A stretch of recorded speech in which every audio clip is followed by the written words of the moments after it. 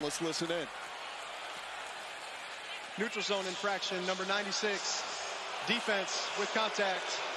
5-yard penalty, still first down. And Anthony Becht knows whether it's line to gain or catch or no catch. He knows that Dean reviews those plays. So you notice there's a bit of frustration, but the frustration is the fact that, man, why are they getting those calls? And it feels like I'm not. That's just that emotional part of the football game. Brian Bird stays in at running back on a 1st and 5. 28 seconds left. 2 timeouts for Rod Woodson. Looked like a busted option pitch. And the great speed of Carson Wells tracking Burt down. Carson Wells has been clocked at 21.88 miles per hour on the Catapult GPS system that all these players in the XFL wears. That's number 4 overall for a linebacker, right? And that is the top time registered for a guy that's not a DB or a receiver. And these catapults, they measure speed for all players. And Carson Wells is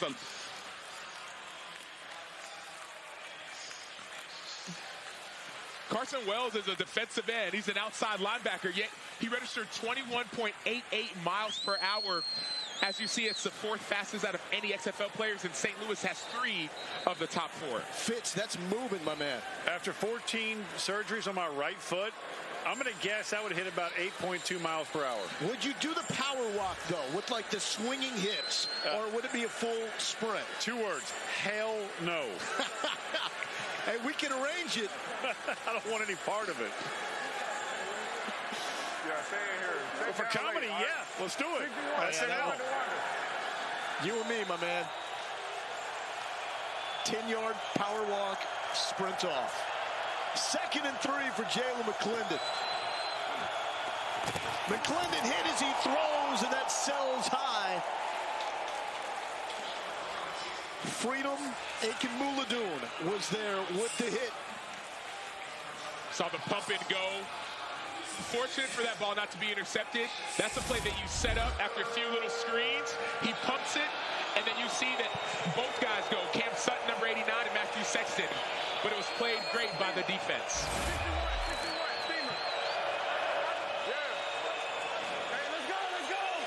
It is loud in the dome.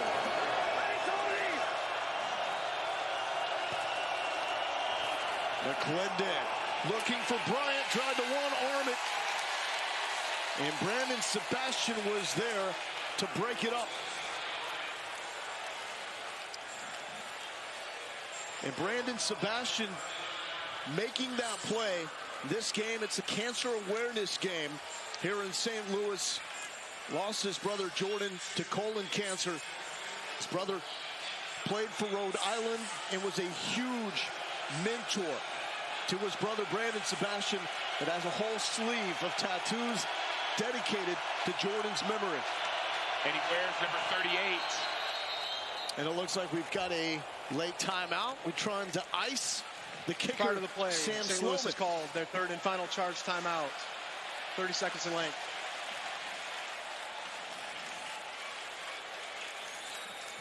Brandon Sebastian wears number 38 because that's the number that his brother wore. We see Sam Sloman wearing number 38. This is also a 38-yard field goal. And so that number means a lot. The team motto, or his family motto for Sebastian, is dominate the day. And so you saw that play like that, forcing his 38-yard field goal. It's in honor of his older brother, Jordan, who he lost to cancer in 2017. plays every game in his spirit. And he's making his older brother proud. One of the top playmakers defensively in the XFL. Let's do it again. Sam Sloman misses last one after hitting the first. Oh, we've got a fake! And is it gonna work? No! Out of nowhere, we have the tight end, Cam Sutton. Wow, did not see that coming, Rod Woodson. But the St. Louis Battlehawks do. Every day in practice, anytime you do a field goal, you work on fakes, and the special teams coordinator will work on a fake every single day. You never know when it's coming. But you saw every player on that St. Louis Battlehawks defense, they stayed with their coverage. You work on this all the time. You never know when it's going to happen. And great job by Chris Cooper to track that one down. Fitz. Every special teams coordinator, my brother coaches with the Carolina Panthers with Chris Tabor, special teams, they carry 2 or 3 fakes that they want to use every single week. But Lowell, Sacho, in that moment right there to run that one, I don't get it. That's just me. Why not take the points and go ahead and add 3, and you're going to run that fake, that play right there? Fitz, is that a lack of trust with the new kicker? And if that's the case, then why aren't you just lining up and going for it, right? Thank you. The latter part. I mean, but again, every special teams coordinator, and Sam, you played special teams, man. You know that they have certain plays that they want to run every single week they carry with them. Their top 2, their top 3. And to run that right there, I don't get it. Well, it is a team with nothing to lose. Vegas is the only team eliminated from the XFL playoff scenario as Tony Adams is being helped off. The key for Rod Woodson, he said, we're trying to put stuff on tape for our guys to get a shot in NFL camps and to get a shot to come back to this team. So XFL teams will retain rights to their players on their roster for next season. Let's check in, though, with Taylor. Coach, what went into that decision to run that play there? Well, I should have got out of it. Once I saw the rush coming from the side that was coming on, we should have called timeout and kicked the field goal. Appreciate it. Lowell? Taylor, thank you so much. Vegas, however, will go to half with the 11-8 lead, trying to make it 3 wins in their last 4 games. St. Louis, they know if they win this in the next one, they are going to the XFL playoffs, but Vegas is getting everything to make this a battle for the Battle Hawks here in St. Louis. Halftime coming up inside the locker rooms as well.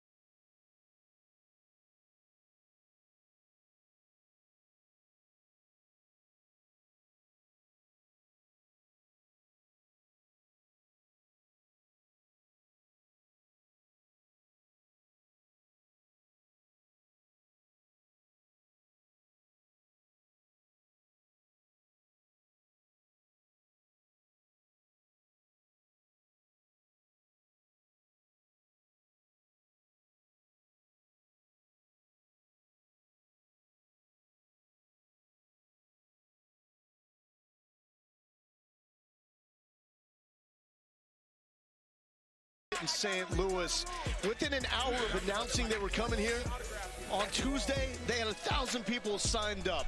And we were on hand as they eventually got down to one true winner in these DB receiver one-on-one battles. It was electric, Sam. And everyone pulls up to opportunities like this. We saw first-round pick from Alabama, Jamison Williams, just show up. He just showed up out of nowhere. Players come from all parts of the country to compete in these one-on-one drills. You get a chance to win $10,000 if you win the drill, or you get a chance just to get exposure for your future in football. Hey, one of the coolest things I've got to do is that man right there, Destroying, who's got the moves, by the way.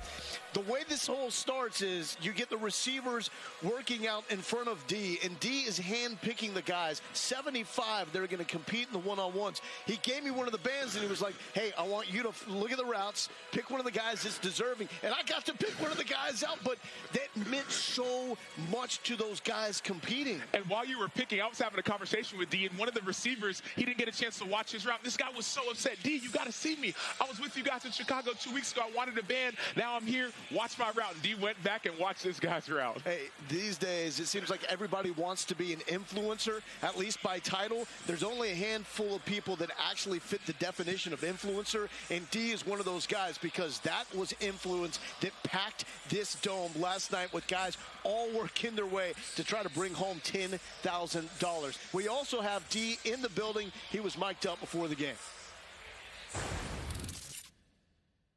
Y'all played here already or not yet? No, not yet. Bro, they fans go crazy, too. It's about to be loud, bro. Ah! I need to get in this drill right here. Damn, I'm trying to get you. Oh, what's up with it? How you good? You good? Oh, I like the grills, my boy. Oh, this is how we do it. Do your thing, bro. I love watching you play, bro. You do your thing, brother. Thank you so much, bro. I appreciate the support. Yes, sir. Enjoy the game, y'all. Destroying is as big of a star as anybody playing in this game, including Martavis Bryant, that we heard him talking with the guy that has a long, storied NFL career. Well, we talked about the guys that were there yesterday, but Tyreek Hill has come to one of these events. We saw Justin Jefferson show up and compete at one of these events. And so NFL players are watching him. He has over 5 million subscribers on YouTube, and he has fans all over the world. Third quarter, we're going to have him mic'd up. And it's really, there's no rules, right? Just be you. We want to see him in the most organic sense that we can, and it's going to be like those one-on-ones that he does on Friday nights around the nation. It's going to be incredible. So Destroying is coming up third quarter, and you're going to hear from him live. Absolute electricity inside the dome at America's Center because Nick Tiano going Elway into the end zone.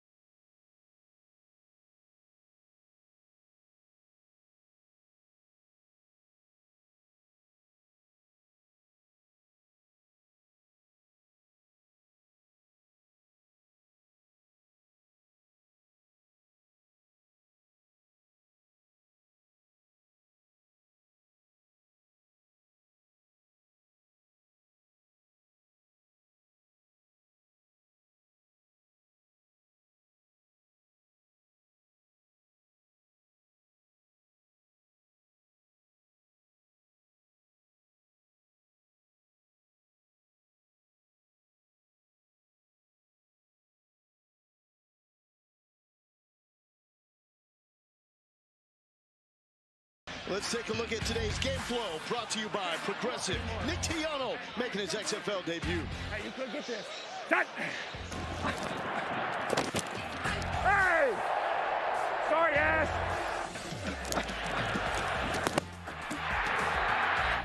That's what I'm talking about, baby. Oh. That's me, Mike. We got you.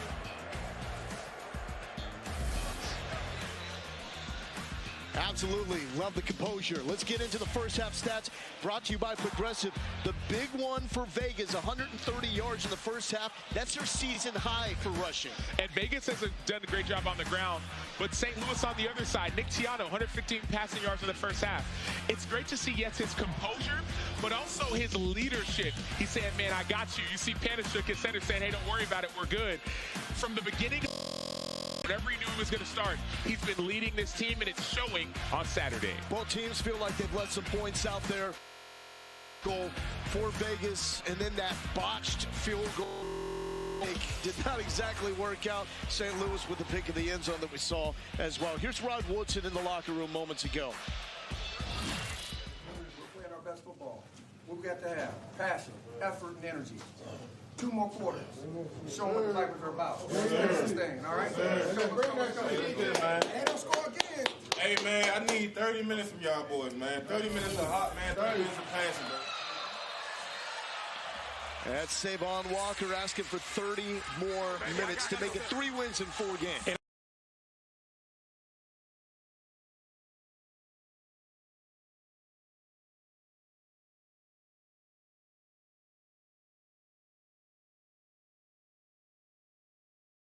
Vipers team, they believed in themselves from the beginning. They started off slow, but it seems like they're finding their groove. But St. Louis is saying, hold on now, this is our house. You better come through us first. Back-to-back wins for St. Louis. Vegas is hot.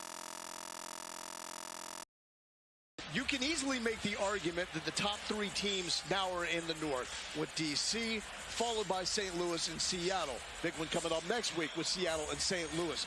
You may be able to make the case that Vegas is the 5th best team behind Houston. You could definitely make that case. And those 3 teams you talked about in the XFL North, they're 6-1, 5-2, 5-2. Houston, the team leading the XFL South, is 4-3. And so the North is strong. The South has a little bit of catching up to do. Flat down. I believe this is going to be a player for 89. Vegas.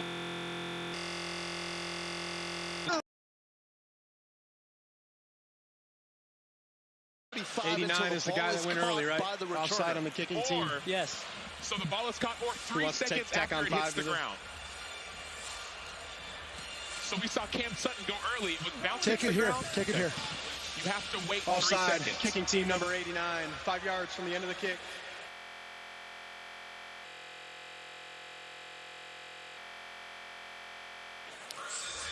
So the line closed at 5.5 points. St. Louis as the favorite. At the end of the first quarter, Vegas moved to the favorites at 4.5. Live line now, courtesy of our friends at Caesars. St. Louis favored by 1.5 points. 180.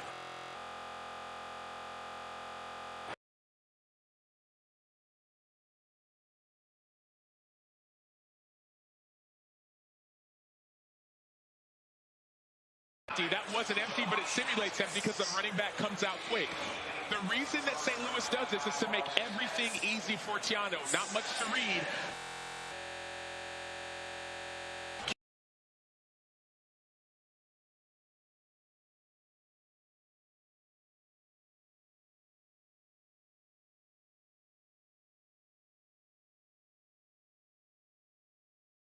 For the final 2, and that is swatted away by Jamar Summers.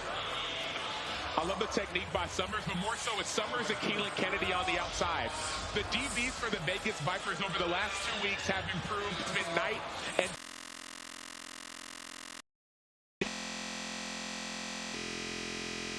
that we just saw.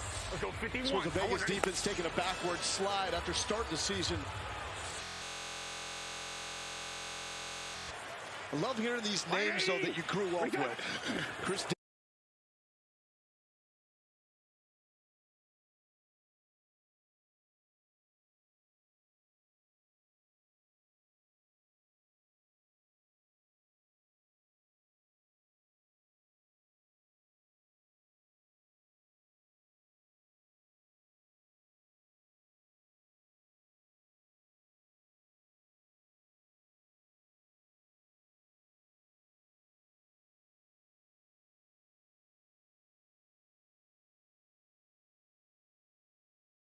Overhand.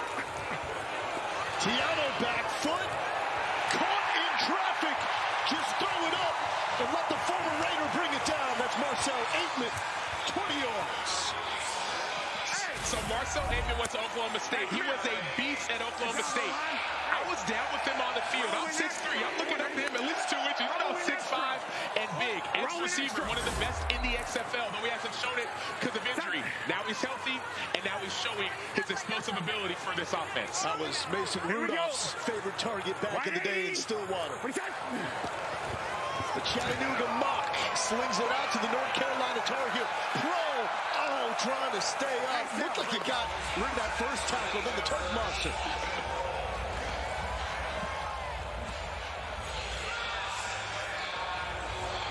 Left back. Swamp left back. Crab hot. Tiano just with 3 snaps last week in the third quarter after coming in for McCarron. 1 for 2 passing and had a handoff as well. Get set, get set. He does look stoic behind center for St. Louis. Good full head of steam run by Brian Hill, the Wyoming Cowboy. Brought down by Maurice Smith and Marlon Evans, getting 14. We saw Jared Jones-Smith, the left tackle for St. Louis, pull on that play.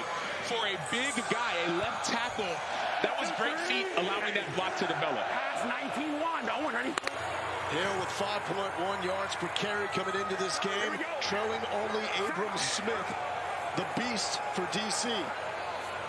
180, reset. Little play action for Tiano. Here comes the pressure. There is a flag. But Savon Walker, the Maryland 61 there. brings him down. Take down 61, previous spot. Got a loss of 9 yards. Holding number 61, offense, 10-yard penalty, still first down.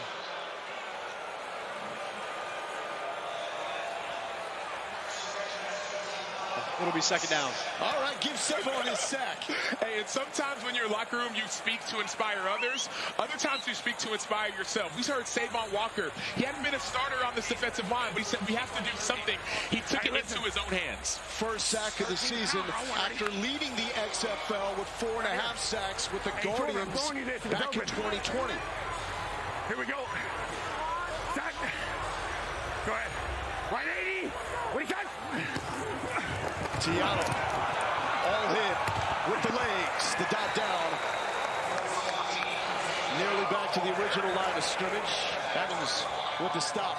11-11. What do you think? Shorty to swamp right. Shorty to swamp right back. I've been extremely impressed, not only by the composure for himself, but he's exuding that composure for his teammates. Seems like they believe. 3rd and 11. Battlehawks 4 of 5 on 3rd down. Get cold. Get cold. Get cold. Turbo, son. Tiano, Beasley nearly brought him down.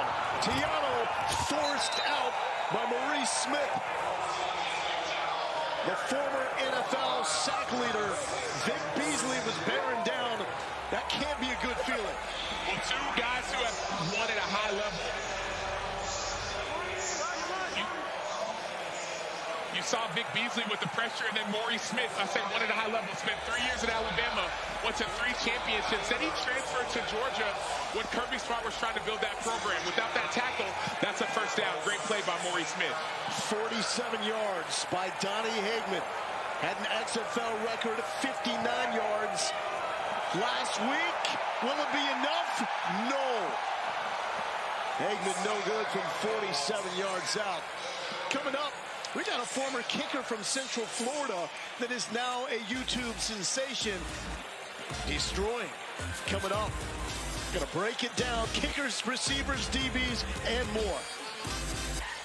How does Little Caesars know when to bring back pretzel crust? I'm sure they've got it down to a science.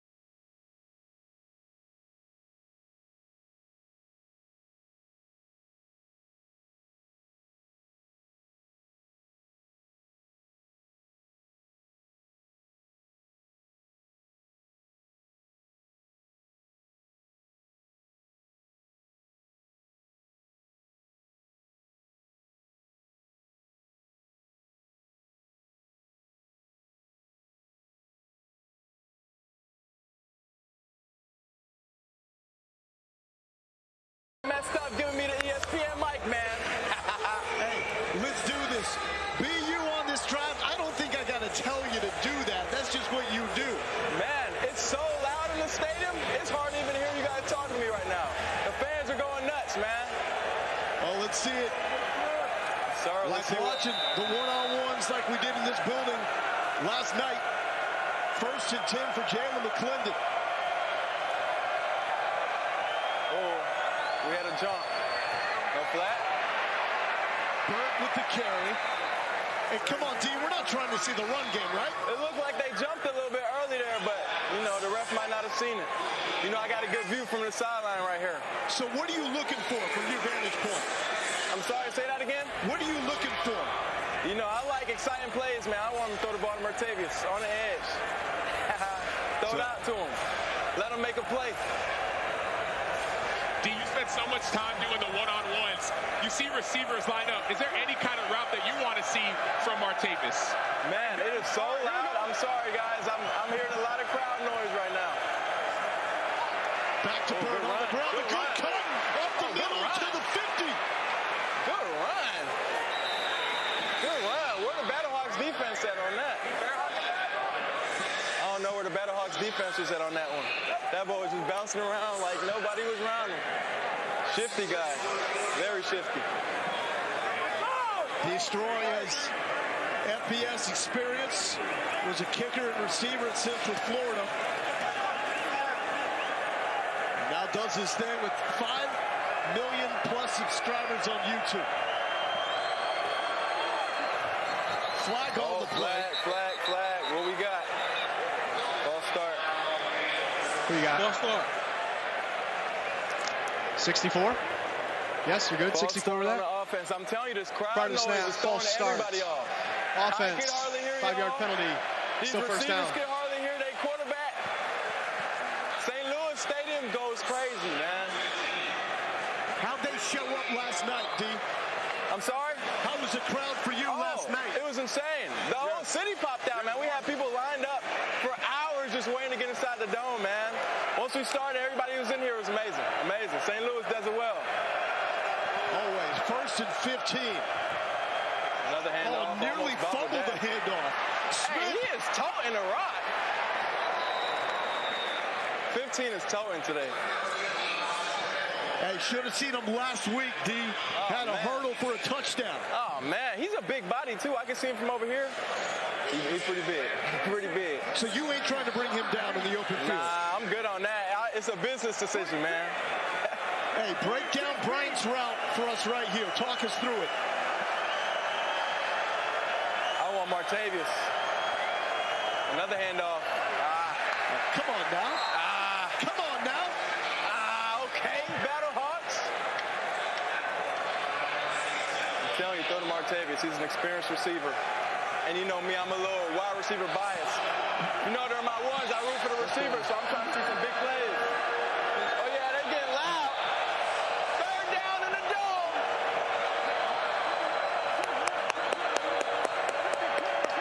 I don't even know who to root for. I'm in St. Louis, so obviously I'm going to St. Louis, but I just love good football.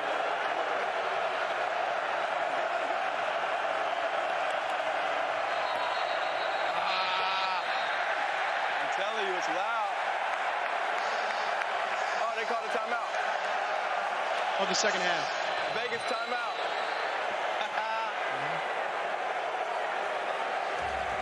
So loud. D can't hear from the sidelines. Vegas can't hear the play calls. We're taking a timeout. We'll be right back. With Armor All stain repelling technology, it's easy to everyday proof your car. Thank you so much. No matter how tough the job is.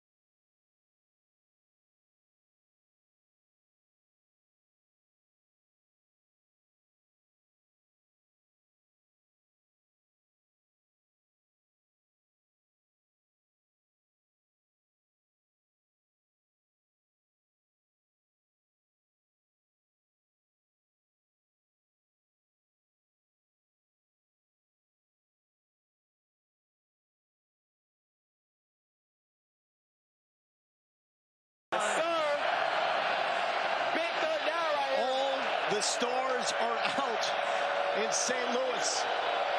3rd and 6 for Jalen McClendon.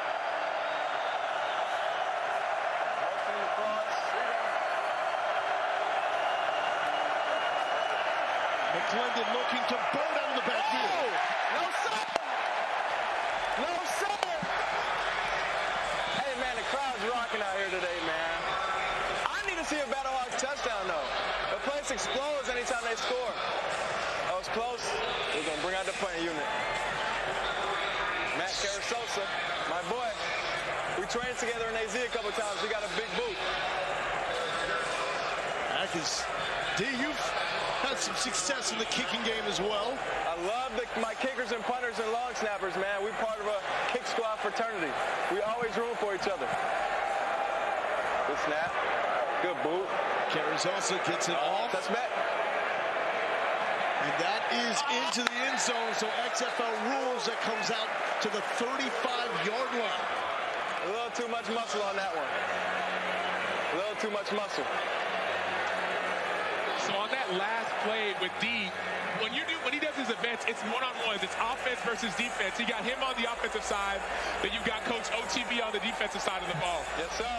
So did you like that as an offensive guy? What did you think about that last play, D? I don't know. I've been rooting for Martavis Bryant the whole time. They ain't throwing the ball. They went with a little wheel right to the outside. I don't know. I'm not a coach, but I probably would have called something different.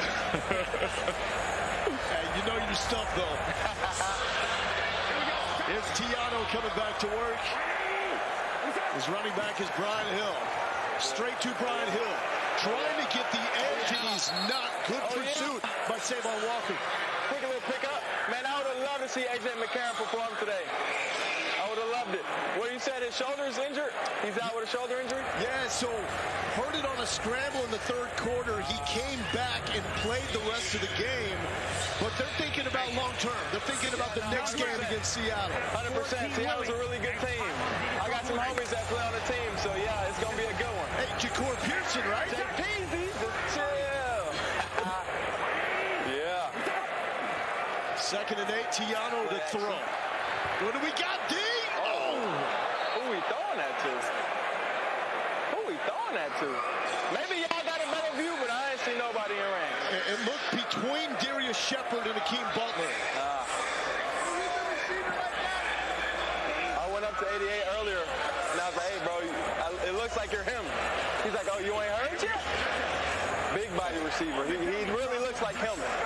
Hey, that is one of the all-time greats out of the Big 12 at Iowa State. Oh, man. I would love to see him in one of your one-on-ones. Oh, he'd take my money. He'd take my money. Tiano. Oh, yeah. Wants it all. A little too much mustard, man. He threw that out of bounds a little bit. The receiver had a step on him, though. So in your one-on-ones, you have different quarterbacks who throw balls. Yes, sir. How do you decide who those quarterbacks are? Because it's a lot of money on the line, $10,000. How do you decide who are the quarterbacks? During evaluation, where we give out the bands, we watch how they throw, and then we pick maybe 5, 6 guys. And as the competition winds down, we dwindle out like the best 3 that we trust that can be consistent, and then we have them handle the throwing. Matthew Sexton. Oh. That was a good punt. That was a good punt. That's 32. Hey, D, but what you got going, it's my first time coming out. Yeah. I mean, it was raw, it was real, it was entertaining. For all the guys that come out, like, that's the most important thing in that moment right there. 100%, man. It's just a chance for guys to put themselves on the map, get opportunity. We've had guys get signed to leagues and college and get scholarships off our one, so it's your turn to put yourself on the map whenever we come to your city, man. Who's the best all time that you've seen in the one-on-ones? I don't even got to hesitate. Jay Peasy. That was awesome. And leading receiver in the XFL. Yes, sir. That's amazing. He had a large part in that. He had to do the rest. Nah, he's him, man. I just gave him the platform. He's him. He does all the hard work. Hey, but that's what this league is about, right? Finding the platform. Opportunities. Intersection of dreams and opportunities, baby. And that's what we saw from you. I mean, last night, Lowell, there were over 2,000 people there, all surrounding you, all surrounding Coach OTB. And all they wanted was that chance. There's a Michigan Wolverines recruit, a receiver there. It was insane. There were so many people, not as many DBs. Nobody wants to get cooked, but there was a ton of receivers. But we ended up being good, man. We had 75 on each side to compete. So let's go. St. Louis with Ellen Lumore. Both ways, they've been stalling out, man. As soon as I get on the camera, they don't want to do nothing. It's like your DB's shutting them down. Yeah. Trash, as we call it.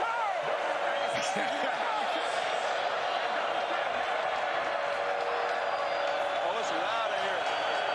It's loud in here, baby.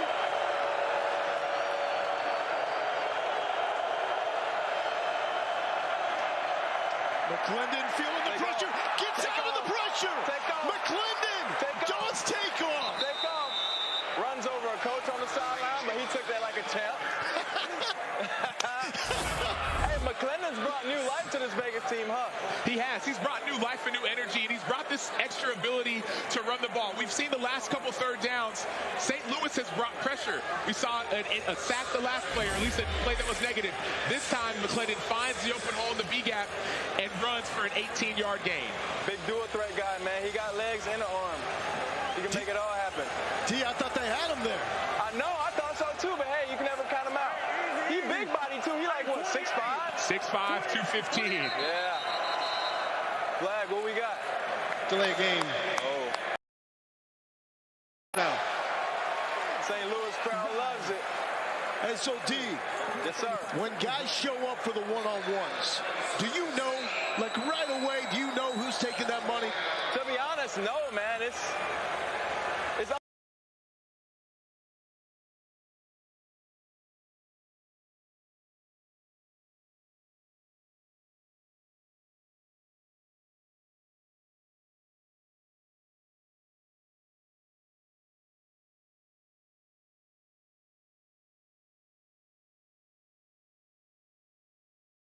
to the ground. Here's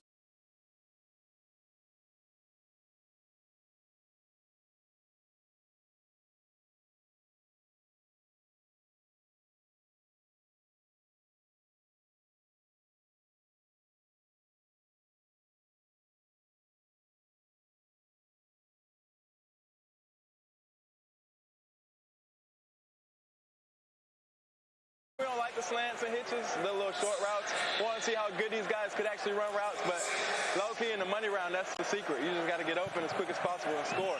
all goes when the cash is on the line. Yes, sir.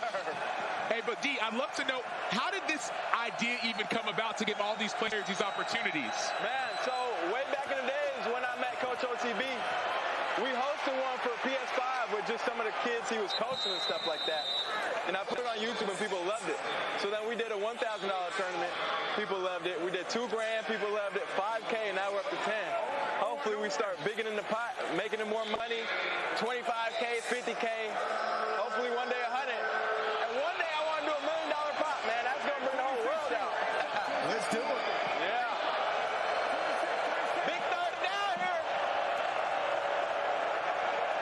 This going to Bryant here, D. I need one. I've been calling for him all game. Keep it on the ground, McClendon. Keeping it.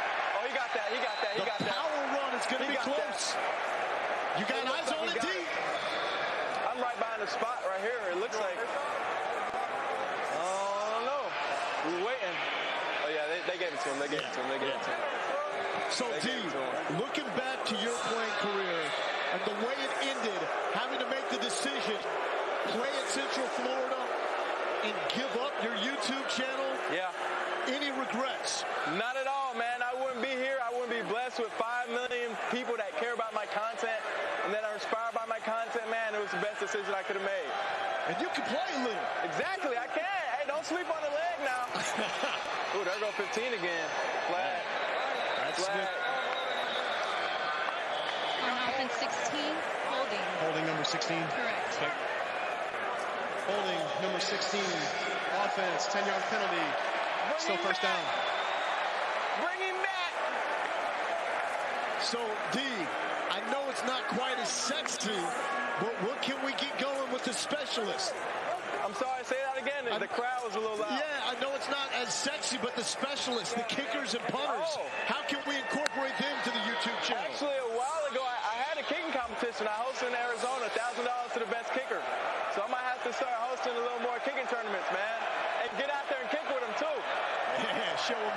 It's coming, it's coming. I'd keep my money if I got out there and kicked though. There we go. Broken up. Travis Feeney, the Washington Husky. Good stop, let's go. The energy on the sidelines is turned right now. These boys need to rally back. I mean, they only down 3, which is nothing in the XFL. Hey, D, we're going to the end of the quarter, into the fourth quarter. Can't thank you enough for inviting Sam and I out to watch the one-on-ones and have your presence on this broadcast. That's Destroying. Follow him, subscribe on YouTube. Fourth quarter coming up. How does Little Caesars know when to bring back pretzel crust? I'm sure they've got it down to a science. He's dancing! Pretzel crust is back! The crust the world craves.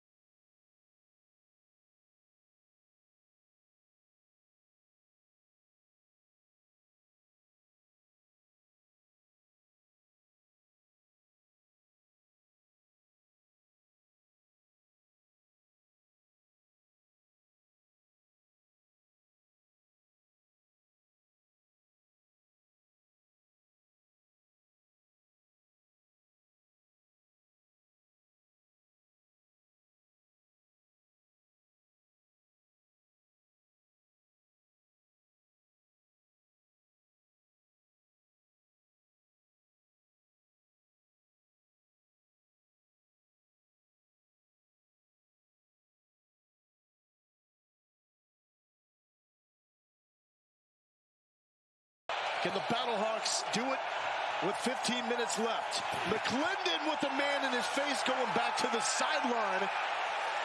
Not much happening there, as Lakeem Williams and Lavert Hill had the tackle.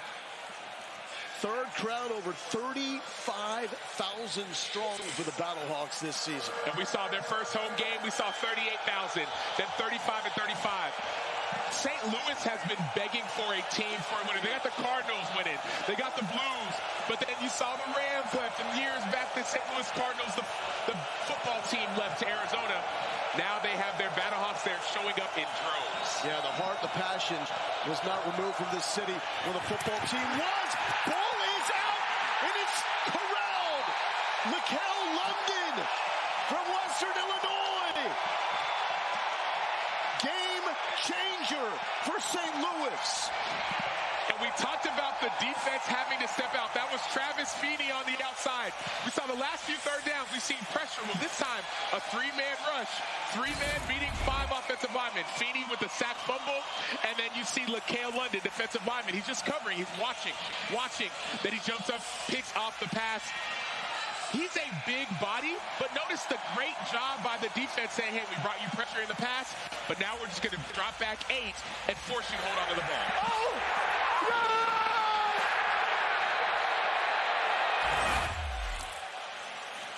17th takeaway of the season. That is the most of the XFL. Good response with the thump by C.J. Avery. We got a lid popping off. Rock'em Stock'em style. And this is why they call football chess, not checkers. Donnie Abraham, defensive coordinator, all he has done for the last 2 quarters has brought pressure when it mattered on third down. This time he drops back 8, only brings 3. See that 1-pat, 2-pat by the quarterback, Jalen McClendon. And Feeney knows, even if it's a 3-man rush, I have to get to the quarterback. Took that first takeaway away from St. Louis with a challenge by Ron Woodson. Tiano, back foot. Darius Shepard, good burst there after the catch. Well, right at the marker. Moving forward, first down. Darius Shepard. Doing that for his pops. Lewis Shepard III has a Roman numeral 3 tattooed inside his right wrist. As his pops passed away in 2018 after a battle with cancer. That is his hero playing for him on this cancer awareness game in St. Louis. Tiano in traffic. Nearly picked off. Dangerous throw by Nick Tiano. Yeah, dangerous pass. The first one wasn't open, so he tried to force it in there. But you don't want to force it into all that mess, all that noise on the inside. Better to throw that ball away. But you don't want to force it into all that mess, all that noise on the inside. Better to throw that ball away.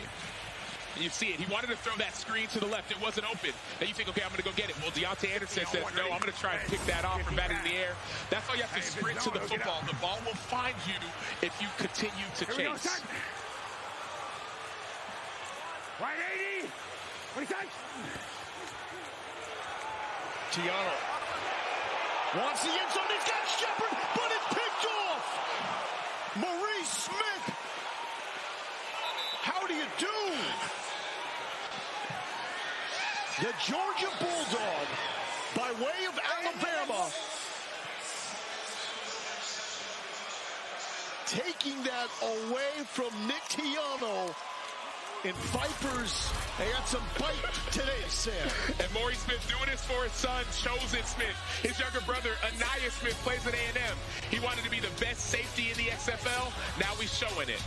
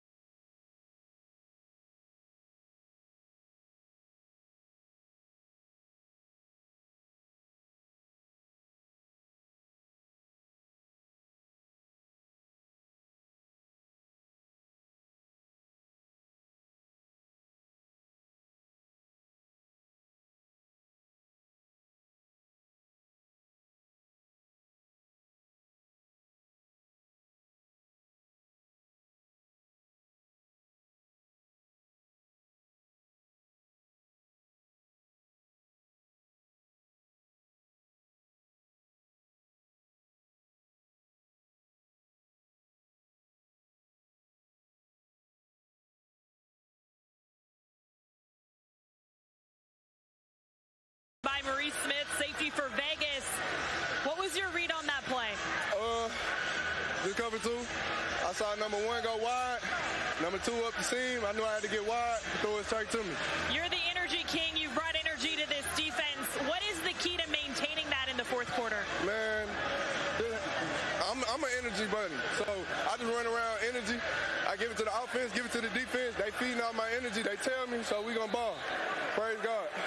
Thank you. Guys, I can confirm he is indeed an energy bunny. I've watched it on the sideline. Thank you, Taylor. Vegas trying to make that takeaway mean something. Burt, a handful of yards. Willie Harvey was trying to strip that one out. We asked Rod Woodson coming into this game, what's different? And he told us, we're locked in now as a team, especially defensively. They've allowed only 2 offensive touchdowns since the start of last game. In the last 2 weeks, things have changed. Rod Woodson has got this team more dialed in, so taking some things away, but he's seeing improvement on the field. Back to the ground. And that's Burt. 3 yards brought down by Lucas Dennis. Woodson and the Vegas Vipers eliminated. Well, they're trying to cause some upheaval in the XFL North, which will come down to 3 teams: DC, Seattle, and St. Louis. 3rd and 1.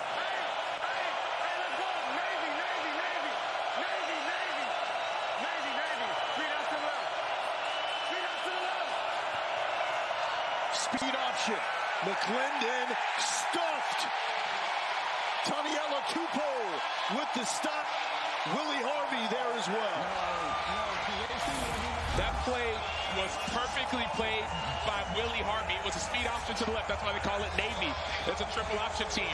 Willie Harvey, what he does is he feathers. He's on the line of scrimmage. You want to feather. You want to force that quarterback to wait, and allow everyone behind you to run. Great play. He feathered, and he still was able to get the pitch if the pitch were to happen. Keep in mind, Ben DeLuca is out.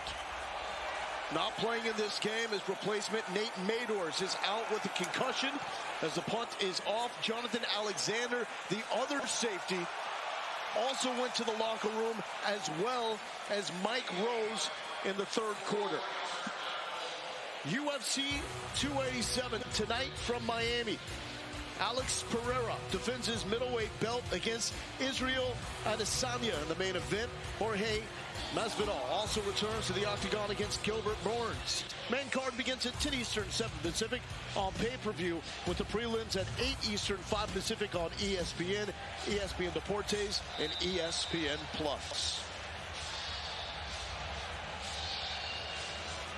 It'll be interesting to see how does Tiano respond.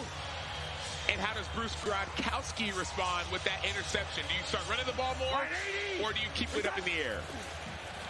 2 picks thrown by Tiano.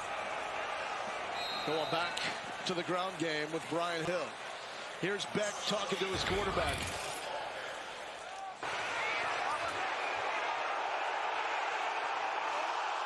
Okay, and you got that kind of time, just understand. We get a field goal, tie, whatever we can. Yep. We're trying to score touchdowns. Do what you got to do, you know what I'm saying? For sure. Hey. Okay. And that's where A.J. McCarron is so great with ball security. Just 4 interceptions for McCarron, who did not make the trip to St. Louis for this game. Brian Hill trying to take on the entire Vegas defense. Fitz.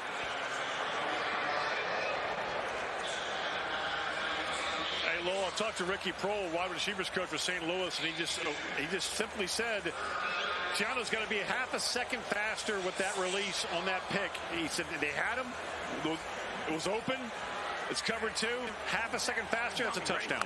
Fitz, easier said than done, right? Like, that's the difference with a guy in McCarron that's been a star in the NFL.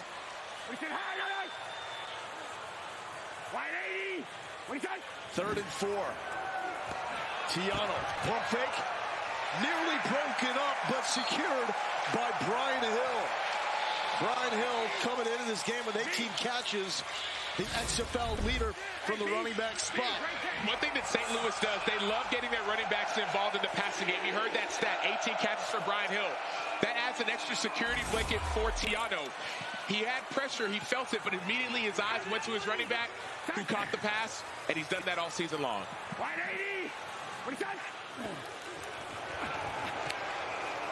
Back to the ground. Oh, big thud.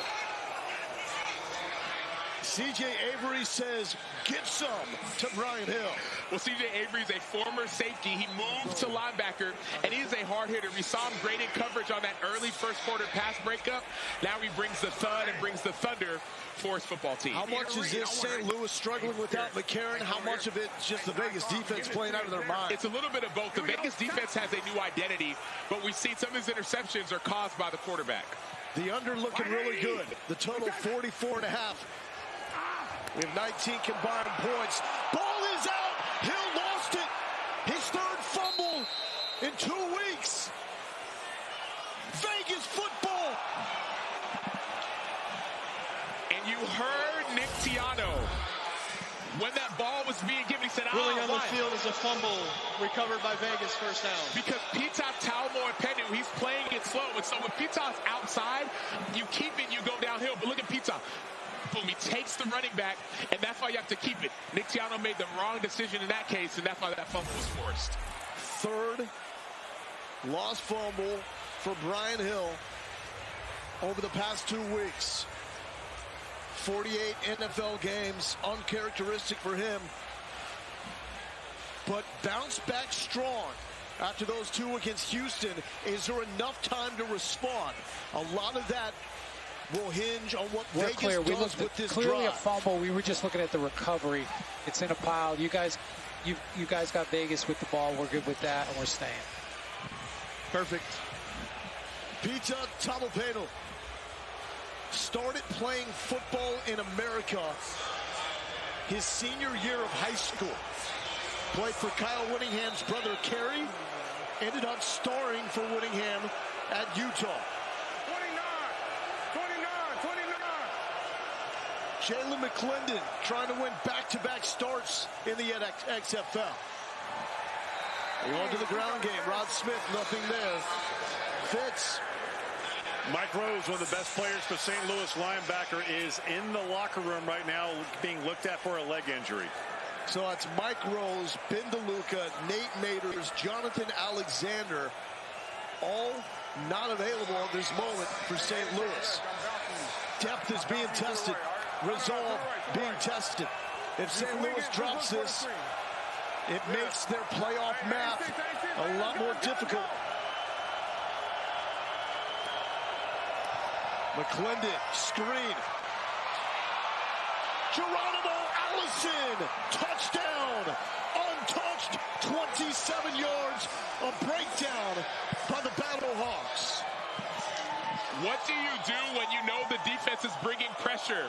You call a screen. Geronimo Allison, former Green Bay Packer, Detroit Lion, his first touchdown catch in the NFL was from Aaron Rodgers. Well, what happens here? We see a screen called by offensive coordinator Ray Sherman. We saw this similar play, a screen last week in the red zone. You bring pressure. All of a sudden, tunnel screen leads you to a 27-yard touchdown for Geronimo Allison. Had such an electric start in 2018 for the Packers. 19 catches, 289 yards in the first 4 games. But had season-ending surgery after that and has not played in the NFL since. The conversion batted down, no good on the one-point attempt.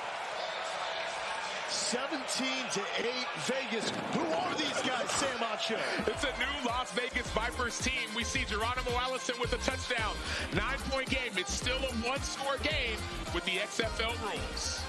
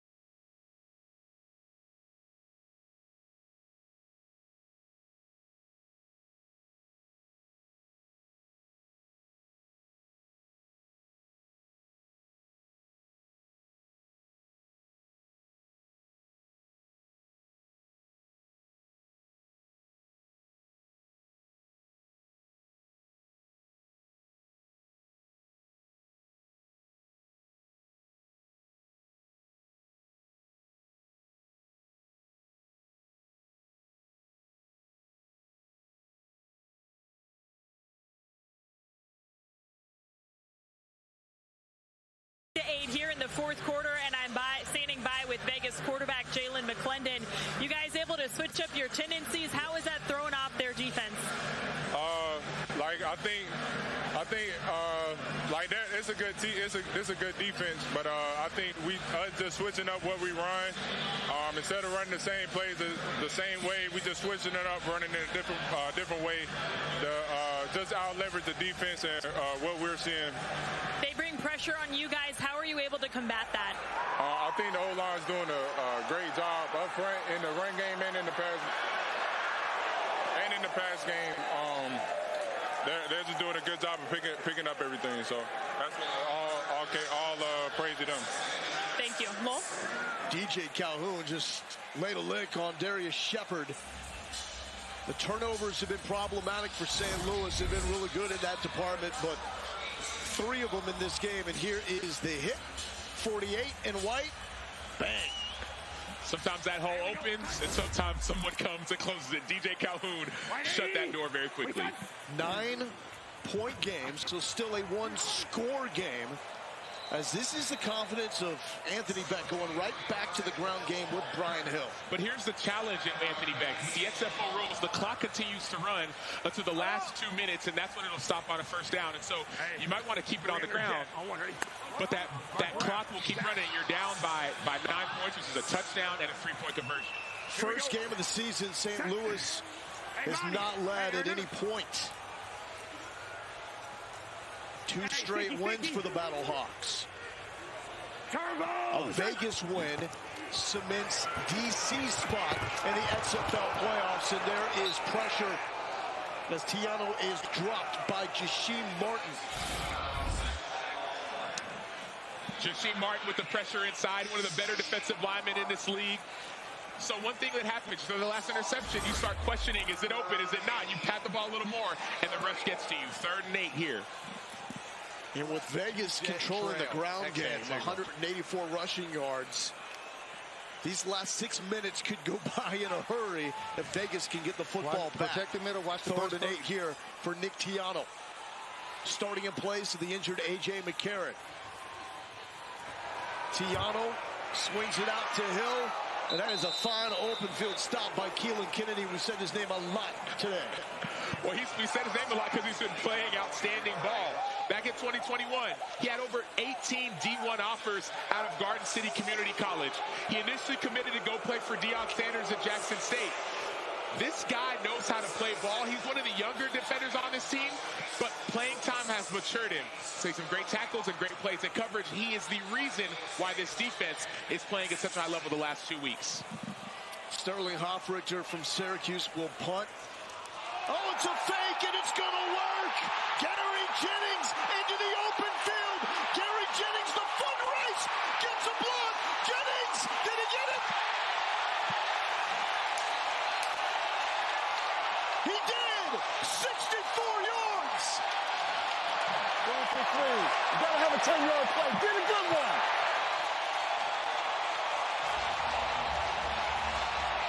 We talk about fakes all the time in the XFL or NFL, whatever league. What happens is special teams coordinators say, man, they got 8 up. They're going after the block. Let's pass it to our receiver, Gary Jennings, and let him do the rest. Hey, give it up to Stephen Mitchell out of USC on that play. Got the late block to get Jennings, the fastest player in the NFL, XFL, into the end zone. And did he get in? Absolutely. Absolutely. So here we go. The 3-point conversion to tie. 50, Z-Wall. It's going to be a little tunnel screen on the inside. 3 receivers on the right blocking. Tiano underneath on the hands of Shepard. Will stay in a 3-point game, but wow. Gary Jennings was clocked at 22.2 miles per hour on the Catapult GPS system. The fastest time in the XFL this season. I'd love to see the speed on this run.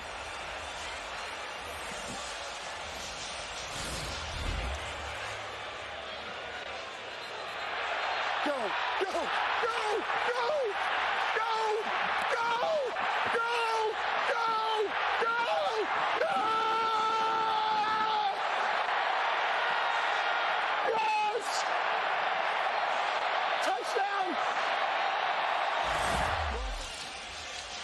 I stand corrected. I want to see the GPS on Anthony Beck moving down the sideline. Well, that's a great play. So Anthony Beck is excited about the call. But Gary Jennings, a 4th-round pick in 2019. He knows how to play ball, but it's his speed that kills. That's what you saw in this play. Great play design, but great speed by Gary Jennings, beating everyone on that football field. And in case you forgot, this is the team that does the improbable. You go back to the Week 1 win at San Antonio that required 2 touchdowns in the final 90 seconds of the game and the 4th and 15 conversion. 2 touchdowns, a three-pointer, and the 4th and forever, all used in that game. They're bringing it back in this game. Still down by 3. Let's see how McClendon and this Vegas Vipers team responds. But how about Sterling Hoffrichter? Not just putting it on the money, but the way he sold the fake. Donnie Hagman will kick it away to Sin-Q Sweeting, who's standing at his 5-yard line. Teams cannot move from the 30 and 35 until the ball is caught. Here comes Sweeting, flag on the play. Willie Harvey makes the stop at the 20. Scott, Jose. I got illegal formation on the kicking team. They didn't have enough players outside of the numbers. Okay. We're going to tack that on. Go with it. Tack it on. Yes.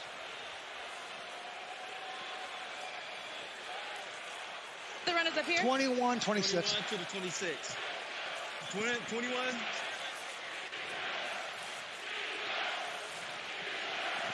They want to re-kick it. Yeah. Illegal formation. Kicking team. That penalty will be enforced 5 yards and we'll re-kick. Week 6 in the XFL continues next with the Renegades taking on the Guardians. And tomorrow afternoon, we have another doubleheader with the Brahmas and Roughnecks at 3 Eastern on ABC, followed by the Defenders and Sea Dragons on ESPN2. Every game is also available on ESPN+. XFL has been bonkers. The Guardians beat the top team, the favorite according to Vegas to win it all, DC, a week ago. Houston's lost 3 straight. San Antonio and Arlington are in the mix in the South. And if St. Louis does not come back and win this game, and Vegas does, DC becomes the first team to earn a spot to the XFL playoffs. There's so much drama in the XFL. You're talking about the North and all the 3 teams there. But with Houston losing, with San Antonio losing, and Arlington losing last week, Orlando still has a shot, even though they got their first win last week. So a re-kick here for St. Louis. 4:49 left. Neither team has a challenge remaining.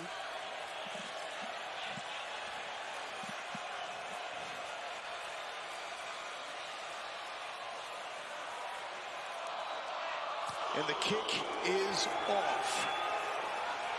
Sweeting from the 12. Sin-Q again, bottled up by the Battlehawks. Willie Harvey got him the first time. After the re-kick, got him again. Catch episode 6 of the XFL docuseries Player 54, Chasing the XFL Dream, Thursday at 5 Eastern on ESPN2. Available to stream immediately after on ESPN+. Directed by Peter Berg, this 9-part docuseries chronicles the creation of the XFL under new ownership and provides an all-access look at all 8 teams. Let's get bonkers, St. Louis.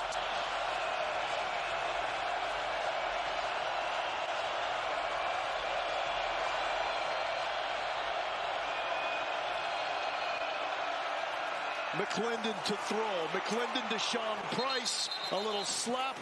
Solid game on first down. Fitz.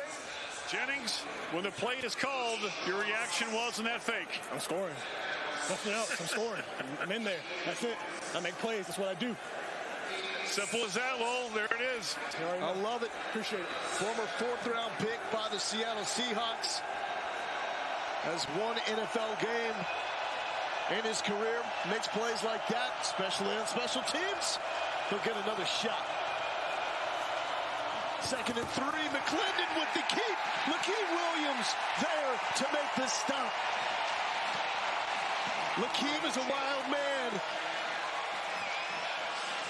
The patience by Lakeem Williams on that play. That was a quarterback zone read.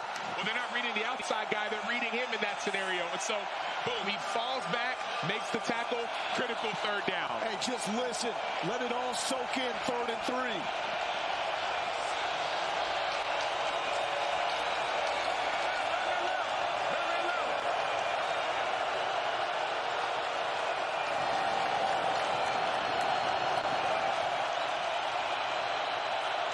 And a timeout.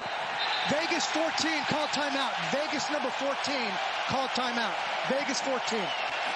Prior to the delay of game, Vegas has called their second charge timeout in the second half. Anthony Becht was hopping down the sideline trying to make that call for the officials. He wanted the delay. And that's what you saw Q Sweeting say. He said, okay, I see it. I'm going to call this timeout because we can't afford 3rd and 8. Whole different play call than when you're in 3rd and 3 and less. It is an absolute battle in the XFL North. If St. Louis can come back and win and Seattle beats DC tomorrow, we will have a 3-way tie atop the XFL North. Keep in mind, only the top 2 teams advance to the XFL playoffs. A Vegas win puts DC as the first team in. Vegas has been eliminated, but they can mess up this entire playoff picture. And this play will go a long ways. Jalen McClendon is going to keep. McClendon has the corner, smartly slides inbounds, keeps the clock running. 8 yards and a first down. This does not look like a guy that is starting just his 4th game since graduating high school 8 years ago. He had one start in 2018, started last week. That's his 7th rush for a first down. Hurts not having Mike Rose in there. And all sorts of bodies colliding. 2-yard gain. And it may not seem like a big deal, but sliding inbounds actually does matter even outside of those 2 minutes because the clock does stop while the ball gets set. And so it's only a few seconds, it may be 2 or 3 seconds. 29 yards. But those seconds in this situation matter more than you could imagine. And right here, gonna have to get another snap off before the 2-minute warning. Lovett has returned to the game. He's been battling an illness all game long. Give him 1 yard to set up a 3rd and 5. 2-minute warning coming up. And we've got a timeout. Smartly played by St. Louis.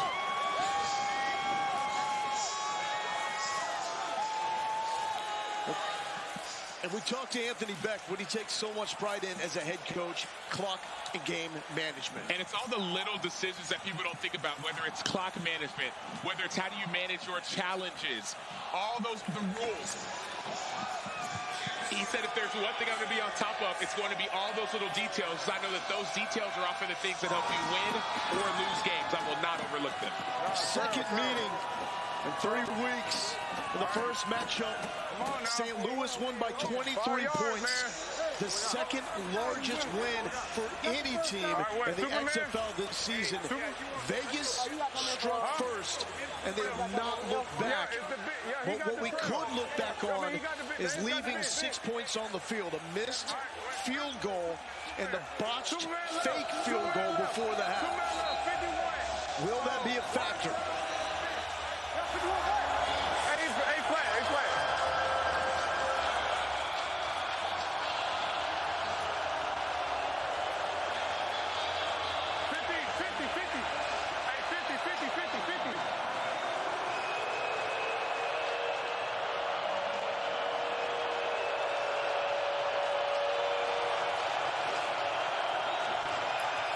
McClendon off the hands of Sweeting. He had him. That could have been ball game, Sam. And now you see not only the timeout, but the forcing a timeout because it's 3rd down, incompletion. Now you have a punt and you have an extra timeout that you Sam, it was there. Keep in mind, Vegas is playing without one of the most dynamic receivers in the league. Jeff Bedette hurt his hammy last week. Not playing for Vegas, but Sin-Q Sweeting, he's really the number 2 guy. McClendon put it where it needed to be. Got to get some stick-em.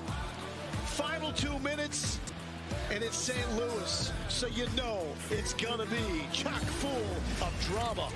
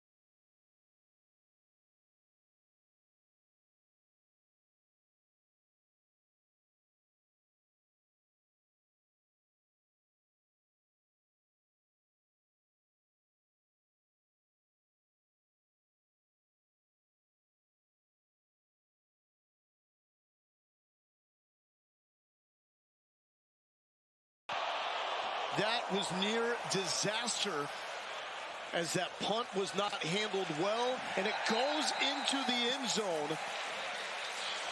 Coming out at the 35-yard line, Michael Carrizosa almost dropped that snap. Yeah, and he was good getting it off before it was blocked. But that 35-yard line is where the ball's going to come out when the ball goes to the end zone on a punt. It's a 40-yard line. We do have a flag. Let's check this out. Number 31. 31 left early. Yes, sir. And that's, I believe it's an illegal formation. Offside, illegal formation. We'll go illegal formation, left early. Joel, gotcha. What number 31 you said? 31. An eligible player downfield on the kicking team, number 31. That penalty will be enforced at the end of the kick. It's first down. Wow, so coming out at the 35, then adding yardage as well, and whoa. I mean, Carrizosa is very fortunate to have been able to corral that football. That could have been the game there. Unfortunate that St. Louis wasn't bringing pressure because the ball was so tight. Therefore, for a return. Now, this is almost like getting a fourth down stop because it comes out at the 35. You add 5 more yards. Tiano takes over at the 40-yard line and gains 2 on first down. So it's now the college rules and the final 2 minutes. The clock will pause to move the chains, and it will stop on plays out of bounds and for incomplete passes. Tiano stepping in for A.J. McCarron. Another drop, this time by Brian Hill. And as a defense, you have to remember, you're defending 3 points. You're not defending the end zone in a situation like this. You're defending a field goal, and so you change how you play. Showdown for St. Louis coming up next week with Seattle. That will be the most important game for the XFL playoff picture for the Battlehawks. A loss here makes it a lot more difficult. Tiano has a man. It's Aitman. Did he hold on? Yes, he does. Marcel Aitman.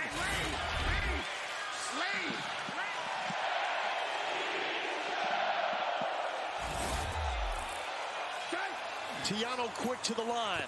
Here comes Beasley. Screen to Hill. Hill to the 40. Up and over inside the 35-yard line. That's how you come back strong after costly fumble. Well, it's finding your ex-receiver, Marcel Aitman, going back to your other playmaker in Brian Hill. Not in the running game, but in the passing game. That's his 19th catch on the season. These are your security valves at critical times. 1 minute left. Nick Tiano back to Hill. Hill to the 25-yard line. Still fighting before C.J. Avery brings him down. Here's Bruce Gradkowski, the OC. Trips right, Dusty pump, 3-jet Dusty pump. Trips right, 3-jet Dusty pump.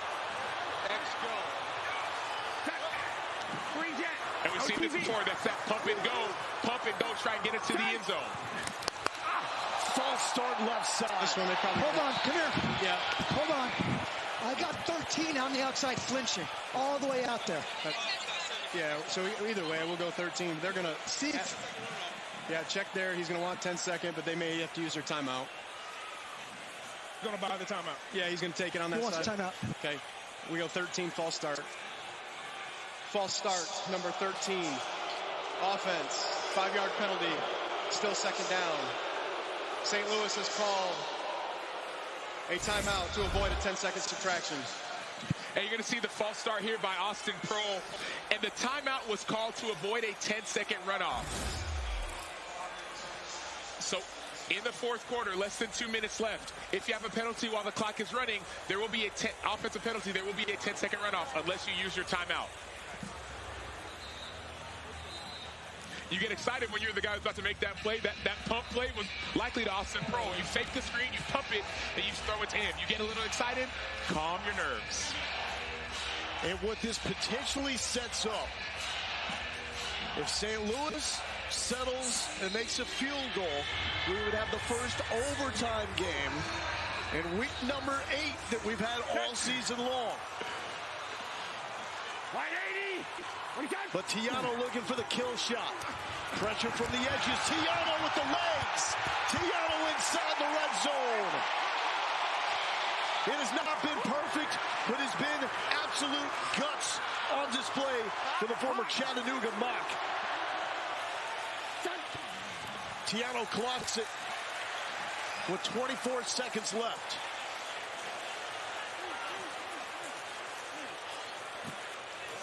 St. Louis has one timeout left.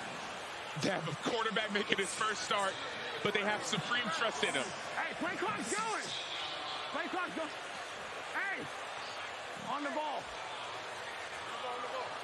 6. Hey, 51 on 1, ready? Hot, go outside on a hitch. No A.J. McCarron. Nick Tiano trying to lead the Battlehawks to a win. Shepard rocked, but holds on. C.J. Avery made the hit, saying incomplete pass. Down.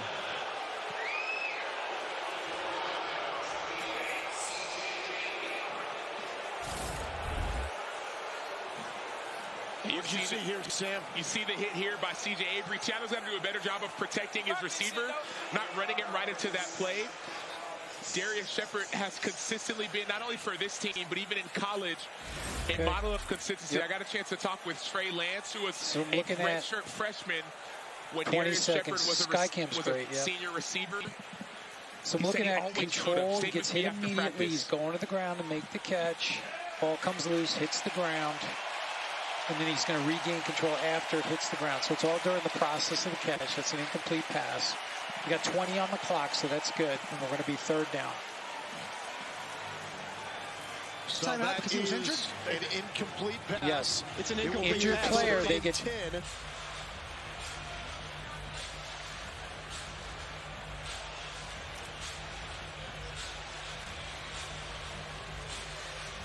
So how do you play this if you're Anthony Becht? I trust my quarterback. I trust Nick Tiano. And I understand the fact that you have a field goal, but if you get a chance to end it, you end it. Eagle 40 lead. On one, ready? Lead me, baby. You're going right. That changes a lot here. It does. It cannot take a sack. On the ball. Donnie Hagman has to be ready to sprint out onto the field regardless. Okay. Hey. 3 jet. Hey, 3 jet. 3 jet. 3 jet. 3 jet. What is it? So if you don't get a first down here, or if you get sacked, the game is essentially over. Jack Cole. X-bench pump. Jack Cole, 3 jet. If you don't see it, you got to throw it away. I guess it's called their third and final charge time out of the half. This is a tense moment. Vegas, the team that's come out of nowhere to win 2 of the last 3 games. St. Louis, a team dealing with adversity, not just with A.J. McCarron being gone, but the defense without Ben DeLuca, Nate Maters, Jonathan Alexander, Mike Rose in this game as well. But they have a chance to move closer to a spot in the XFL playoffs with a win. And St. Louis has their field goal. They're in field goal range. We'll kick it, okay? Get into the end zone. If it's open, if it's not, throw it away. There's Donnie Hagman, who had the game winner in week 2 against Seattle, a 44-yarder. He's also got a 59-yarder, but has missed a field goal attempt earlier in this game. A Vegas win sends DC to the playoffs.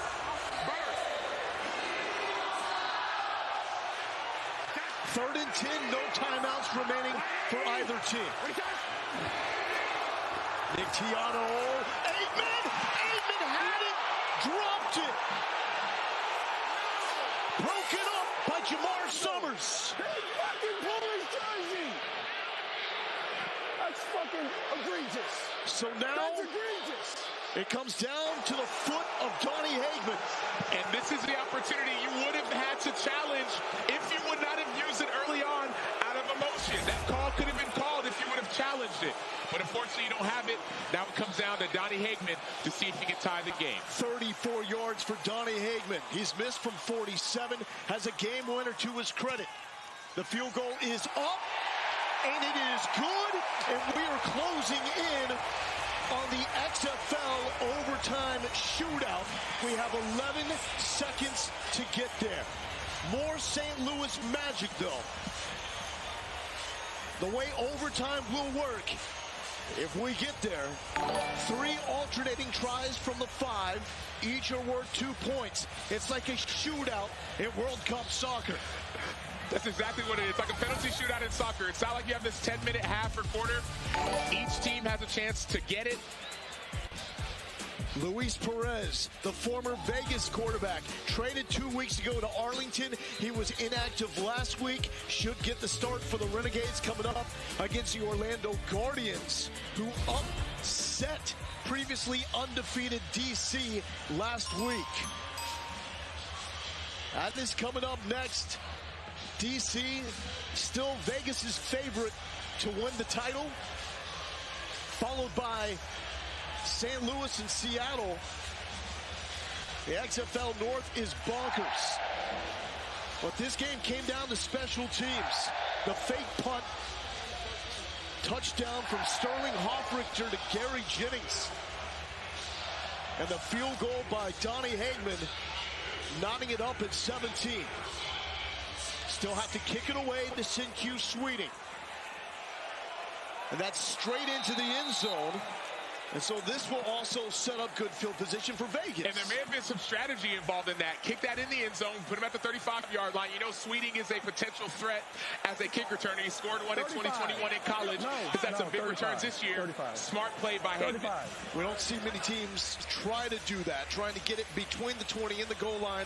But in this situation, the last thing you want is a special teams touchdown to end the game. Especially when you have a quarterback who hasn't played his best ball on the other side of the ball, making his second start in the XFL in a loud environment. Is this a straight knee situation right here? For me, it is. If it's me, I take a knee, I go for my overtime opportunity. Have not seen an overtime game with these new XFL rules this season. We are 11 seconds away from the first. Vegas eliminated. They're here to crash the party. St. Louis playing without A.J. McCarron. You know he's loving the fight by Nick Tiano and his boys. McClendon, was there movement? I believe there was in the backfield with Rod Smith. Let's listen for the call. 65 went early. Part of the snap, false start, number 65. Offense, 5-yard penalty, still first down. That's Jamil Dimby, and then we heard Rod Woodson immediately say, take a knee. Yeah, at this point, you don't want to make any bad decisions. Now you got a 1st and 15. You try to force something, interceptions for a touchdown. Yeah, victory. Victory. Somebody on the ball. Yeah. There you go. On that. Tonight, 180. And here we go for the first time in the XFL this season. We are going to overtime. Let's bring in the VP of Officiating, Dean Blandino, to break down how this is all going to play out. Dean, what are the rules for OT? Yeah, this is exciting. This is our first one this season. And so both teams will have alternating tries from the 5-yard line. St. Louis being the home team, they'll have the option to either play defense first or go on offense. And then we'll go from the 5, and basically it's a try. If it's no good, we'll keep going. We'll go 3 alternating tries. If we have a winner after 3, then the game's over. If not, we'll continue until we get a winner. And how about penalties, especially pass interference? Penalties are significant in overtime. If we have an offensive penalty, a live ball foul, the try is no good. A defensive penalty would result in a retry from the 1-yard line, and then anything after that would result in an automatic try that is good. All right, Dean, we're pumped up. XFL has really changed the way the game is played and could change the way it's played in the future as well in other leagues.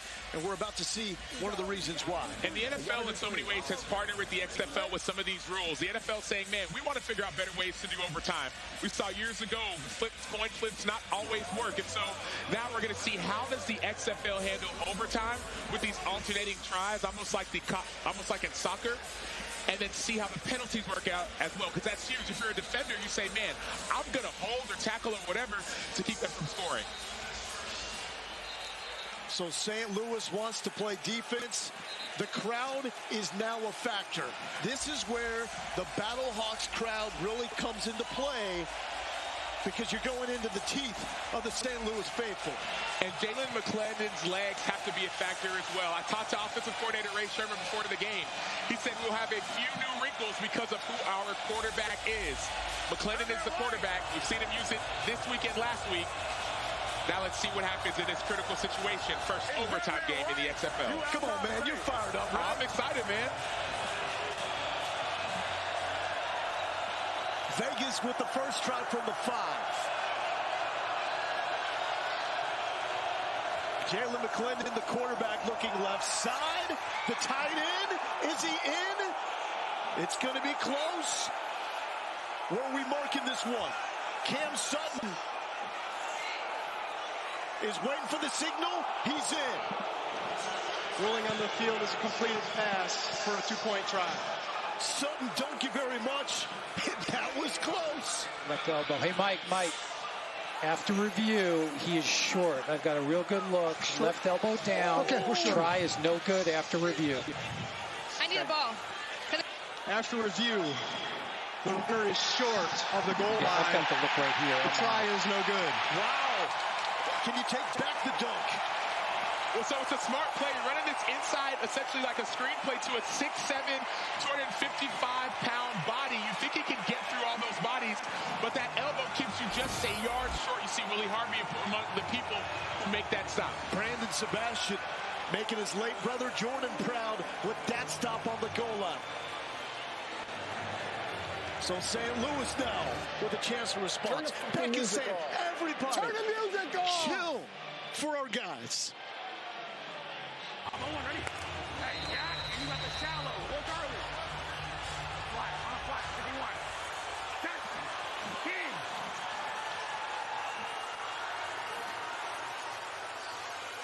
Nick Tiano looking for his moment. Tiano over the middle. Akeem Butler is in.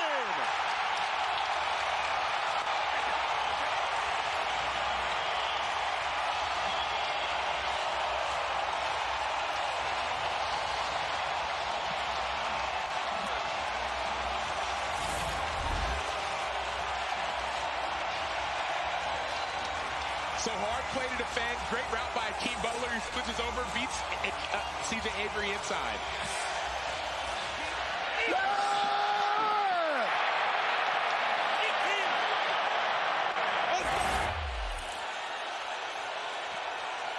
Now Vegas with another opportunity. A stop here for St. Louis, followed by a score on the next possession. Will result in a Battlehawks win. It's Barkers here inside the dome.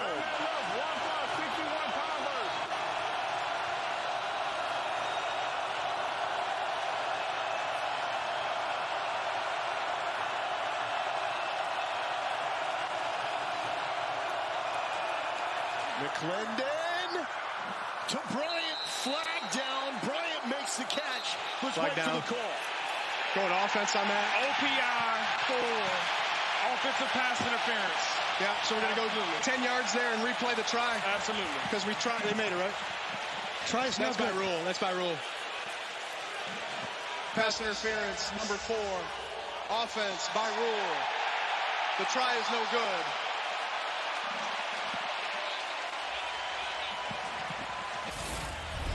So that's the difference in the XFL overtime rules. Offensive penalties, if you have an offensive one, the try is no good. There's no retry. There's no 10-yard penalty.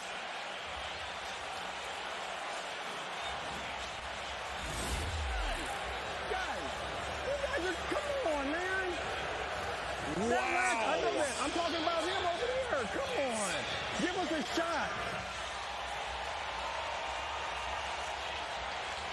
Dean, what do we have there? So we had offensive pass interference on Vegas for the push-off, and it was clear, created separation. By rule, the try is no good. But then during the dead ball action, we had an unsportsmanlike conduct against Vegas' sideline, and so we'll enforce that half the distance, and now St. Louis will try. And if they make it, the game is over. It's about the details, Sam. And when Vegas struggles, it's because the lack of attention to the details. St. Louis for the win. You want pistol side? Yeah, here we go. It's time. 180. What do you say? Get in there. Hill for the win. St. Louis, go crazy.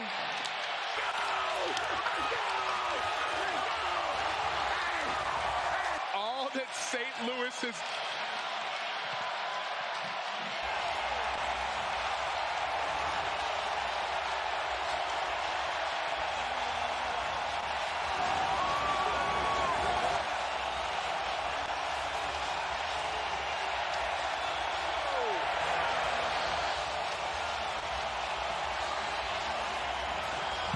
St. Louis has done this season has been finding ways to win. They do it again, this time in exciting fashion. Give it to your best player, Brian Hill, running back. Get it in the end zone. Fitz. Coach, how in the heck do you describe that one? You play 4 quarters and then some, right?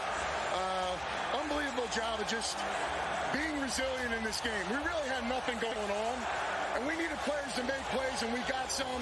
That fake punt, man, listen, me and T were talking about it, and he's like, listen, we may have it. We held off for the one time, and we decided, I was like, T, should we do it? He's like, let's roll with it, and it worked. It was awesome, man. Proud of these guys. I don't want to win games like that, but I do want to win games like that. Go celebrate. The second dramatic comeback this year by St. Louis. Did it in week 1, out down 17-8 with 5 minutes left and getting it done with Brian Hill with the walk-off. Next up, it's Arlington and Orlando. We welcome those of you who just watched the Vegas Vipers take on the Seattle Sea Dragons. We are here in Orlando for Week 8. Arlington taking on Orlando, getting set for the opening kickoff. John Schriffen alongside Tom Luganbill, Harry Douglas, Stormy Bonantoni on the sidelines. Jose Borregales getting set to start this ball game, kicks things away. Letty Brown will receive, and as soon as he touches it, both teams can release, but the kick goes into the end zone. That'll be a minor infraction. The ball will start on the 35-yard line. Luis Perez was traded 2 weeks ago. This is his first action for Arlington. Well, I'll tell you what, he's an XFL veteran. He's a Spring Football League veteran, been in several NFL camps, won a national championship at the Division II level as well as Texas A&M Commerce. I think he's going to give this offense a spark, and one they sorely need in the passing game. Gun, Dixie, right, A, cut 382. Hold on, what's going on? All right, here we go. Hey, gun, Dixie, right, A, cut 382. Halfback bubble right, X smoke. I'm ready. You hear Perez already trying to get everybody on the same page for the first possession of the ball game. Letty Brown will start in the backfield with Luis Perez, traded 2 weeks ago from Vegas. Starting at their own 35 on 1st and 10 out of the backfield. Dumped it off to Brown, and he's going to be dropped. Just got back to the line of scrimmage, no gain. Terrence Plummer was there on the stop. I like the mindset, though. Confidence throw. Letty Brown could have kept his feet, probably would have gained about 5 or 6 yards. Here we go. Gun, dice right, Colt 4 split, F bluff. I'm on, ready? Gun, dice right, Colt 4 split. Here we go. Sit up. 180. With Hut. 2nd and 10, they go to the ground. This is Brown, and Brown maybe gets a yard. Tom, how tough is it to switch teams mid-season, learn a new playbook for Luis Perez? I think a lot of it has to do with how long have you been around? Where have you been? How many camps have you been in? How many different offenses and terminology? Gun, double right, 3 jet, Z hammer, F pivot, X out. I'm on, ready? Have you come in contact with? And we heard Luis Perez say, hey, I've played in a lot of offenses. I'm familiar with this one. And as you've already heard here today, there's a lot of verbiage in the play calling here. Sit up. They find themselves in a 3rd and long. First drive of the ball game. Out of the shotgun, Perez steps up in the pocket, delivers a strike. Completes that to Brandon Arconado. Gain of 13, a first down. Yeah, just working the zone here. 3-man rush, nice and poised from Luis Perez. Throws a strike to Arconado, move the chains. Don't want to see yourself in 3rd and 9, 3rd and 10 very often, but fake 15, keeper right, F slide. I'm on, ready? Really good efficiency there in the passing game to convert. There's a good chance we could see Brandon Arconado get into this offense a ton. He knows Luis Perez. They worked out in the offseason. Yep. 1st and 10. Faking the handoff, rolling out to the right, throwing over the middle.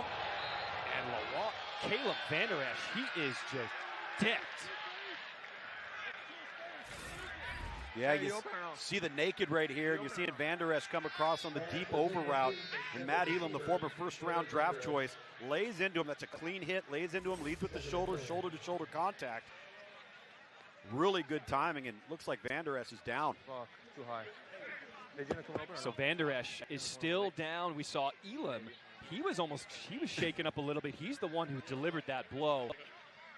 Harry, when you're a receiver going over the middle, what can you do to try to protect yourself? Vander Esch was just kind of wide open, just laid into him. Hey, we need to play. Well, the contact, and that's what you want to do if you're a slot receiver. You're coming across the field on a naked bootleg from the quarterback position. Not much you can do. A guy backside is the one who laid the hit on him. So pretty much just try to brace your body so you can absorb the contact as much as possible. So, Harry, you're going to get hit anyway, right? That's what the coaches always tell you. Might as well catch the ball, That's Tom. right. You got it. So Matt Elam, who laid the hit, he's in the tent. And Van Der Esch walks slowly off the field. So after that incompletion, 2nd and 10 from their own 49. Arlington on the ground. They go back to Brown. They've got some room over that left side. And Brown has himself a first down. Plummer knocked him out of bounds. Go 11 personnel. 11. Let's go wristband 21. 11 personnel, wristband 21. All right, here we go. Listen up. Gun, Dixie right, F right, 3 jet, F topper, Y pivot, X shake. On one, ready? Tom, what does that mean? Go, hurry up. So everybody's got the flat wristband, and they've got all the plays by a number. So everybody just looks down at the wristband. Hey, wristband 21 or wristband 48. He calls the play for the offensive line. Everybody else knows to look at their wrist. Perez throwing left side, and he completes that to Tyler Vaughn's, a gain of 15. When we talked to these Arlington offensive coordinators, they were impressed with the arm strength of Luis Perez. Oh, yeah, he can throw it. Great timing here, too. Wow. 1 foot required inbounds in the XFL, like the college rule. That is a fantastic throw. Okay. Gun trim right, Z short Casper, steer, 4 split on black. Ready? Gotta go. I'm going on black. Gotta go. Going to run it here again. When you hear that split, that's a form of zone run. Davion Smith now in the backfield at running back. Go back. That's Rennell Hall, the man in motion there. They do give it to Smith. The hole over the middle. Smith, he is the power back out of Michigan. Gains 11, another first down. Really nice job on the split zone here. Block the defensive end, number 46 right there. Smith does the rest downhill, and this offensive line, by the way, coached by an XFL veteran, Jonathan Heimbach, a 2001 XFL champion. Getting it done right now with his group up front. Look at that run game production from last week right there. They have settled in the run game at Arlington. Now they've got to complement it in the passing game. In the red zone, Arlington, 1st and 10 from the 15. Back on the ground to Smith. Smith wrapped up after a gain of 8. And already on this opening drive, Arlington has 4 plays of 10 or more yards. No, please don't turn it on TV. Well, not only that, that's where they've been lacking. They've had the fewest explosive plays on the ground of any team in the XFL. That is not a good sign. That's Davion Smith. He's the workhorse, the running back, just limped off the field. Yep. Hey, we're in field goal range, so we got to be smart. You get real thin at the running back position if you lose one. Still got Letty Brown, Brian Harriet. Offset. Yes, offset. So we do have a penalty flag. Let's hear from our referee, Jeff Heiser, for the first time today. Unsportsmanlike conduct. Orlando 21. Offense number 85. Unsportsmanlike conduct. So defense number 21. 85. Those penalties Orlando all set. 21. Both this is their first unsportsmanlike penalty of the game. So if either one of those two get another unsportsmanlike. Here's another look at Davion Smith, what happened at the end of that play. Yeah. Rolled up a little bit, getting dragged down on the tackle. And you heard Luis Perez telling his guys, you got to be smart. Already showing the leadership. He said, we're in field goal range. We don't want penalties. Luckily for Arlington, they did offset. We're going to have this I split 5, so they're going to get the split zone again. 2nd and 2. Letty Brown dropped at the 5. He will have a first down for Arlington.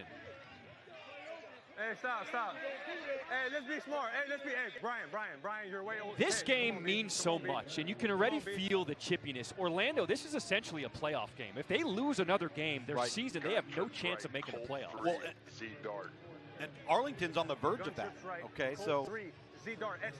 And for Arlington and San Antonio, all those two teams play the same 3 teams the next 2 weeks. So critical for Arlington here on the road against Orlando. 10th play of the drive coming up for Arlington. First and goal from the 5. Perez looking end zone. Good coverage there by Balin Buchanan.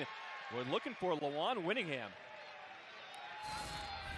Cannon does a nice job here because this is a pretty well-thrown football to the back shoulder. Maybe a little more air and a little higher so you could elevate. But nice play at the last moment with his hands. Buchanan. Gonna throw it again here. See if Orlando can hold defensively. 3 wide receiver set for Arlington on 2nd and goal from the 5. Handing it off, trying to make a move. Davion Smith back in the game, but there is no room up the middle, no gain. 11 personnel. Terrell Buckley told his guys after the win last week, we're finally on the tracks. Yeah. Now we got to get the train moving. Don't get too excited about just one win. Sure. Hey, Arco, look. Arco. His defense has a big job here on 3rd and goal.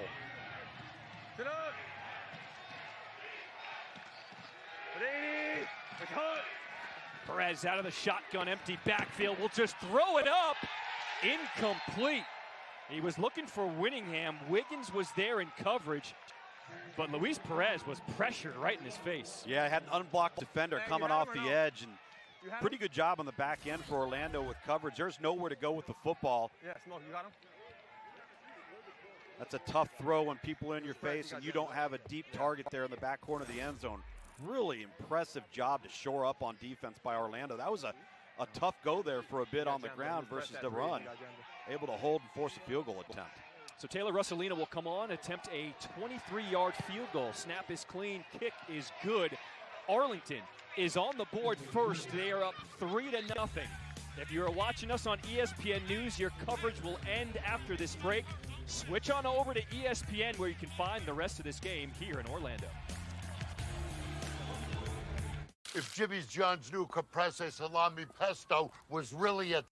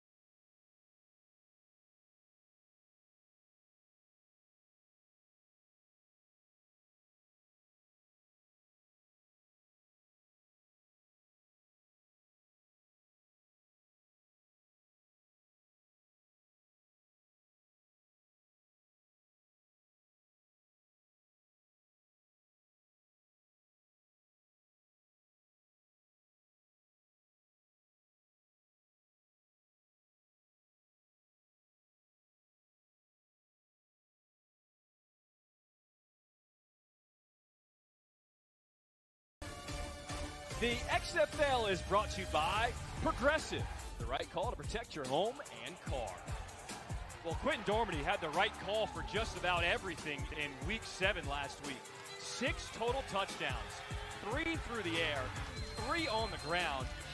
Quentin Dormady, he just seems to get better and better as this season keeps going. Yeah, and they've improved the personnel around him as well. Cody Latimer's been a fixture of this offense all year long, but added KD Cannon, added tight end Jordan Thomas prior to last week's win. So not only has he grown and developed and started to play better, but he's got better weapons around him. Let's see if we can carry it over to today. Taylor Russolino will kick it away as soon as Dedrick Thomas touches it. Both teams can release. There they go. Thomas trying to find a lane. Pitches it back. We got a little trickeration off the kick for Orlando. Bumped out of bounds, just shy of the 35. Terrell Buckley said, we are going to be aggressive. We're not holding anything back this week. That's 2 weeks in a row. If you remember, they did that twice on 2 throwback plays last week. Really helped them in the kicking game. That was KD Cannon who received that pitch. On one. Here we go. Quentin Dormady. How do you repeat what you did last week? 6 touchdowns. You don't dwell on last week because you can't replicate it, right? Last week's over with. Now you just got to build upon it. Son, move!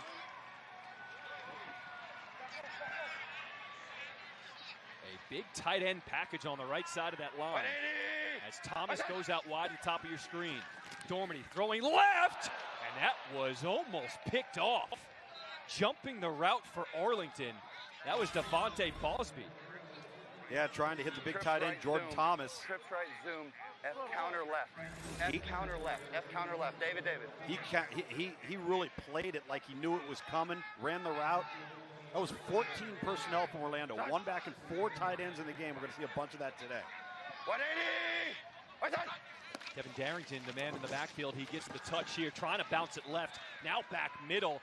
What a surge up front by this Arlington defense. Donald Payne there with a loss for 2. No, the defense has been good enough all year long. They've scored, they've created turnovers. You're out. Find Orlando now, 3rd and 12. Gone right. David. So it hasn't been the Arlington defense so much as it's been the Arlington defense being on the field too often due to the lack of production on offense. In 7 games, Orlando has scored 5 times on their opening drive. Here's 3rd and 12 for Dormady, putting some air underneath it and overthrows his receiver, Cody Latimer. He was double covered. Yeah, you see 2 defenders there on Latimer. If there's a guy that Arlington's not going to allow to beat them today, it is going to be number 11 wearing green. Take a look at it.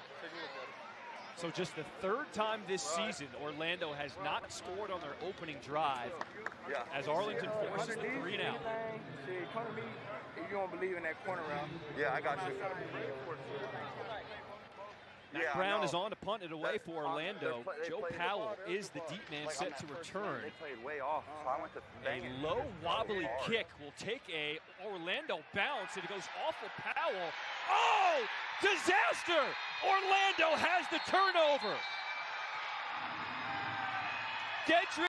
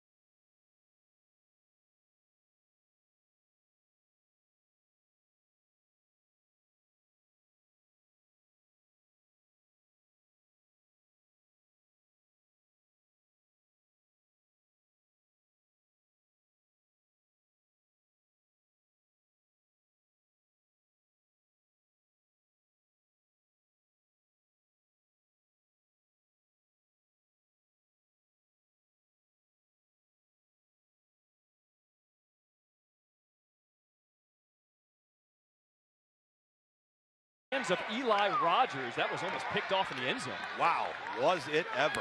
Shakur Brown had a chance at that one. Quentin Dormady trying to hit the angle route right here for number 17, Eli Rogers. Throws it high and behind him, and very fortunate that Arlington doesn't come down with that football. That's just not an accurate throw from Quentin Dormady. You'd love to have that one back. So this will be a 24-yard field goal attempt by Jose Borregales. He's made his last 4 field goals for Orlando. Make that 5 in a row for Jose Borregales. We've got a tie ball game at 3 apiece. You are looking at Church Street, downtown Orlando. Oh, you know it's going to be jumping later tonight. Can Orlando get the win? Next on Behind the Series. That performance was legendary. They just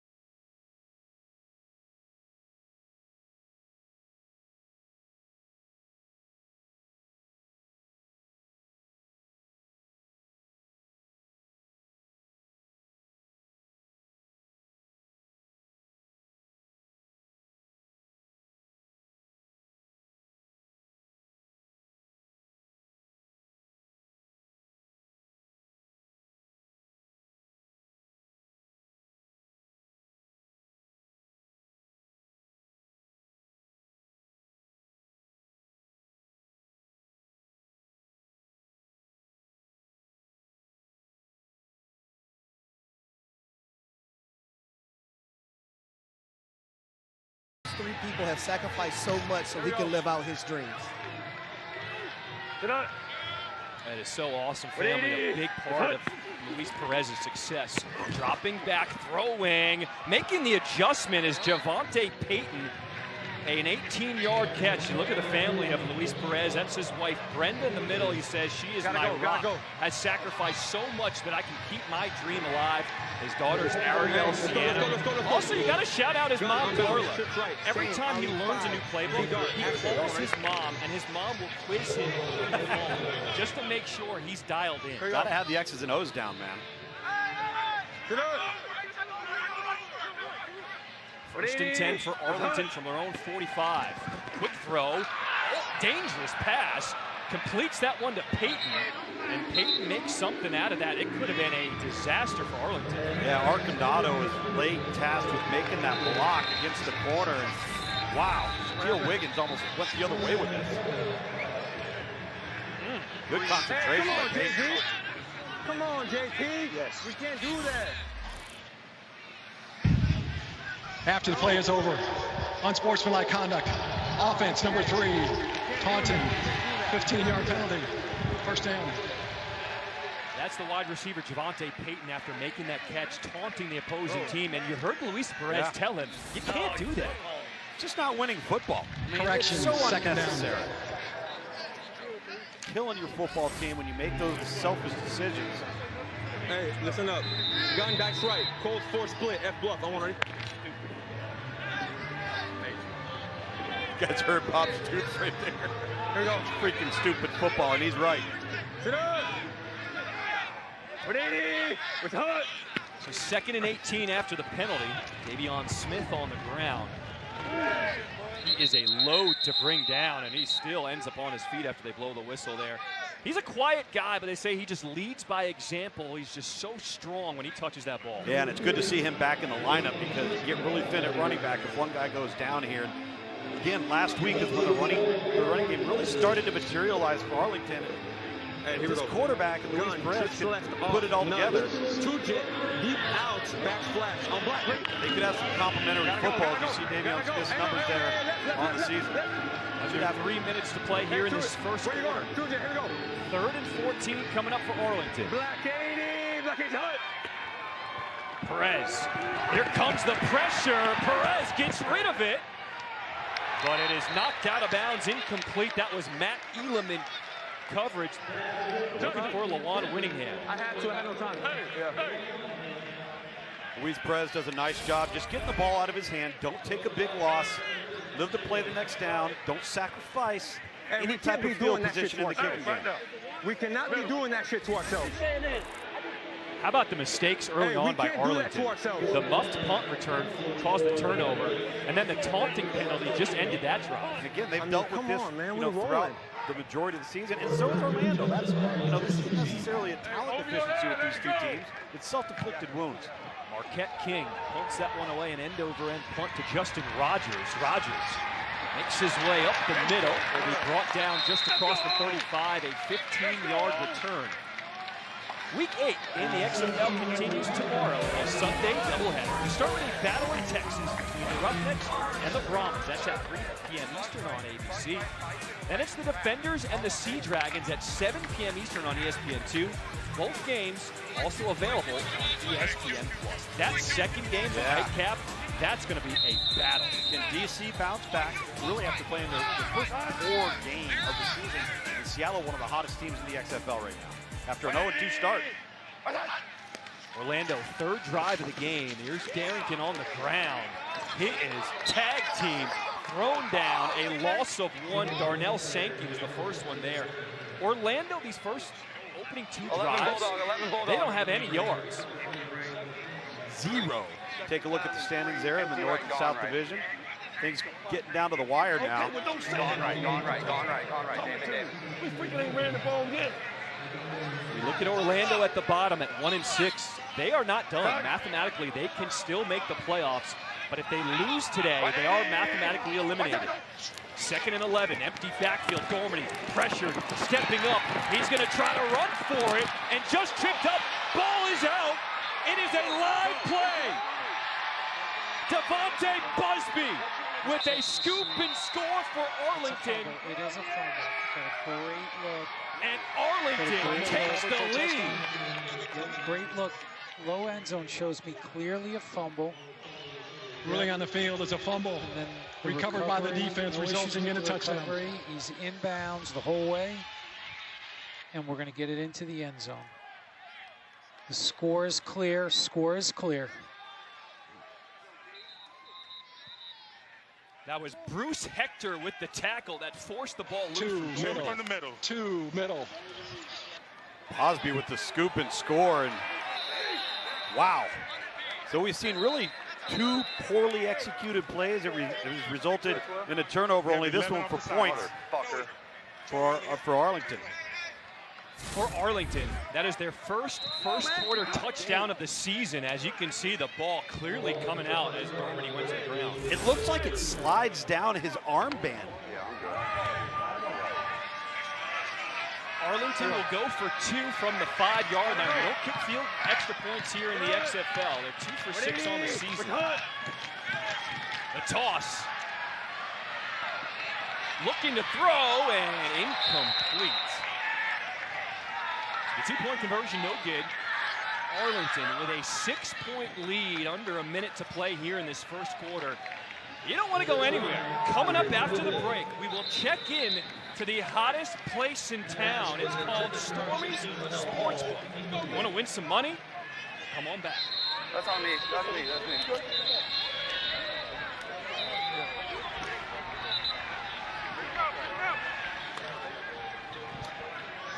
I think that's the 3rd defensive touchdown of the year for Arlington.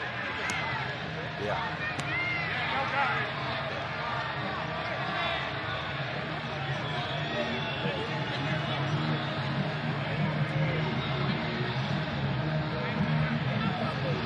Drop deep.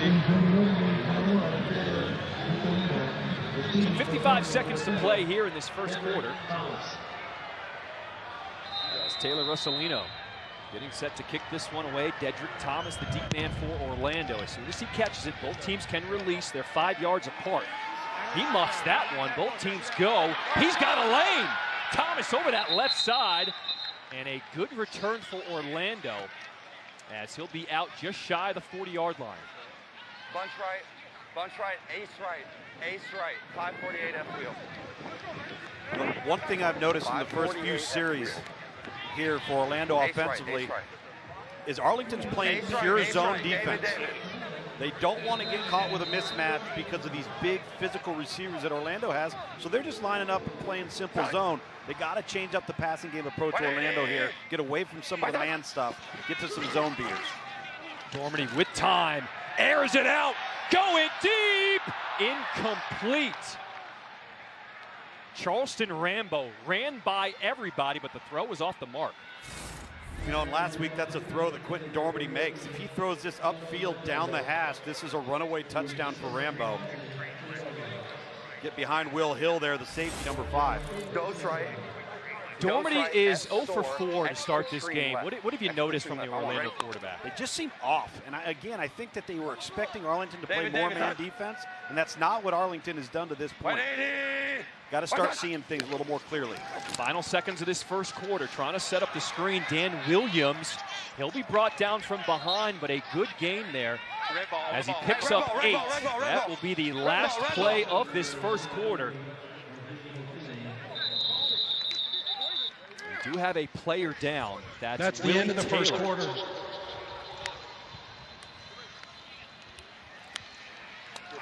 Hey, over here. So the medical staff will attend to Willie Taylor for Arlington. You're taking a look at Epcot Center, Walt Disney World. It is packed this weekend and every weekend this summer. Arlington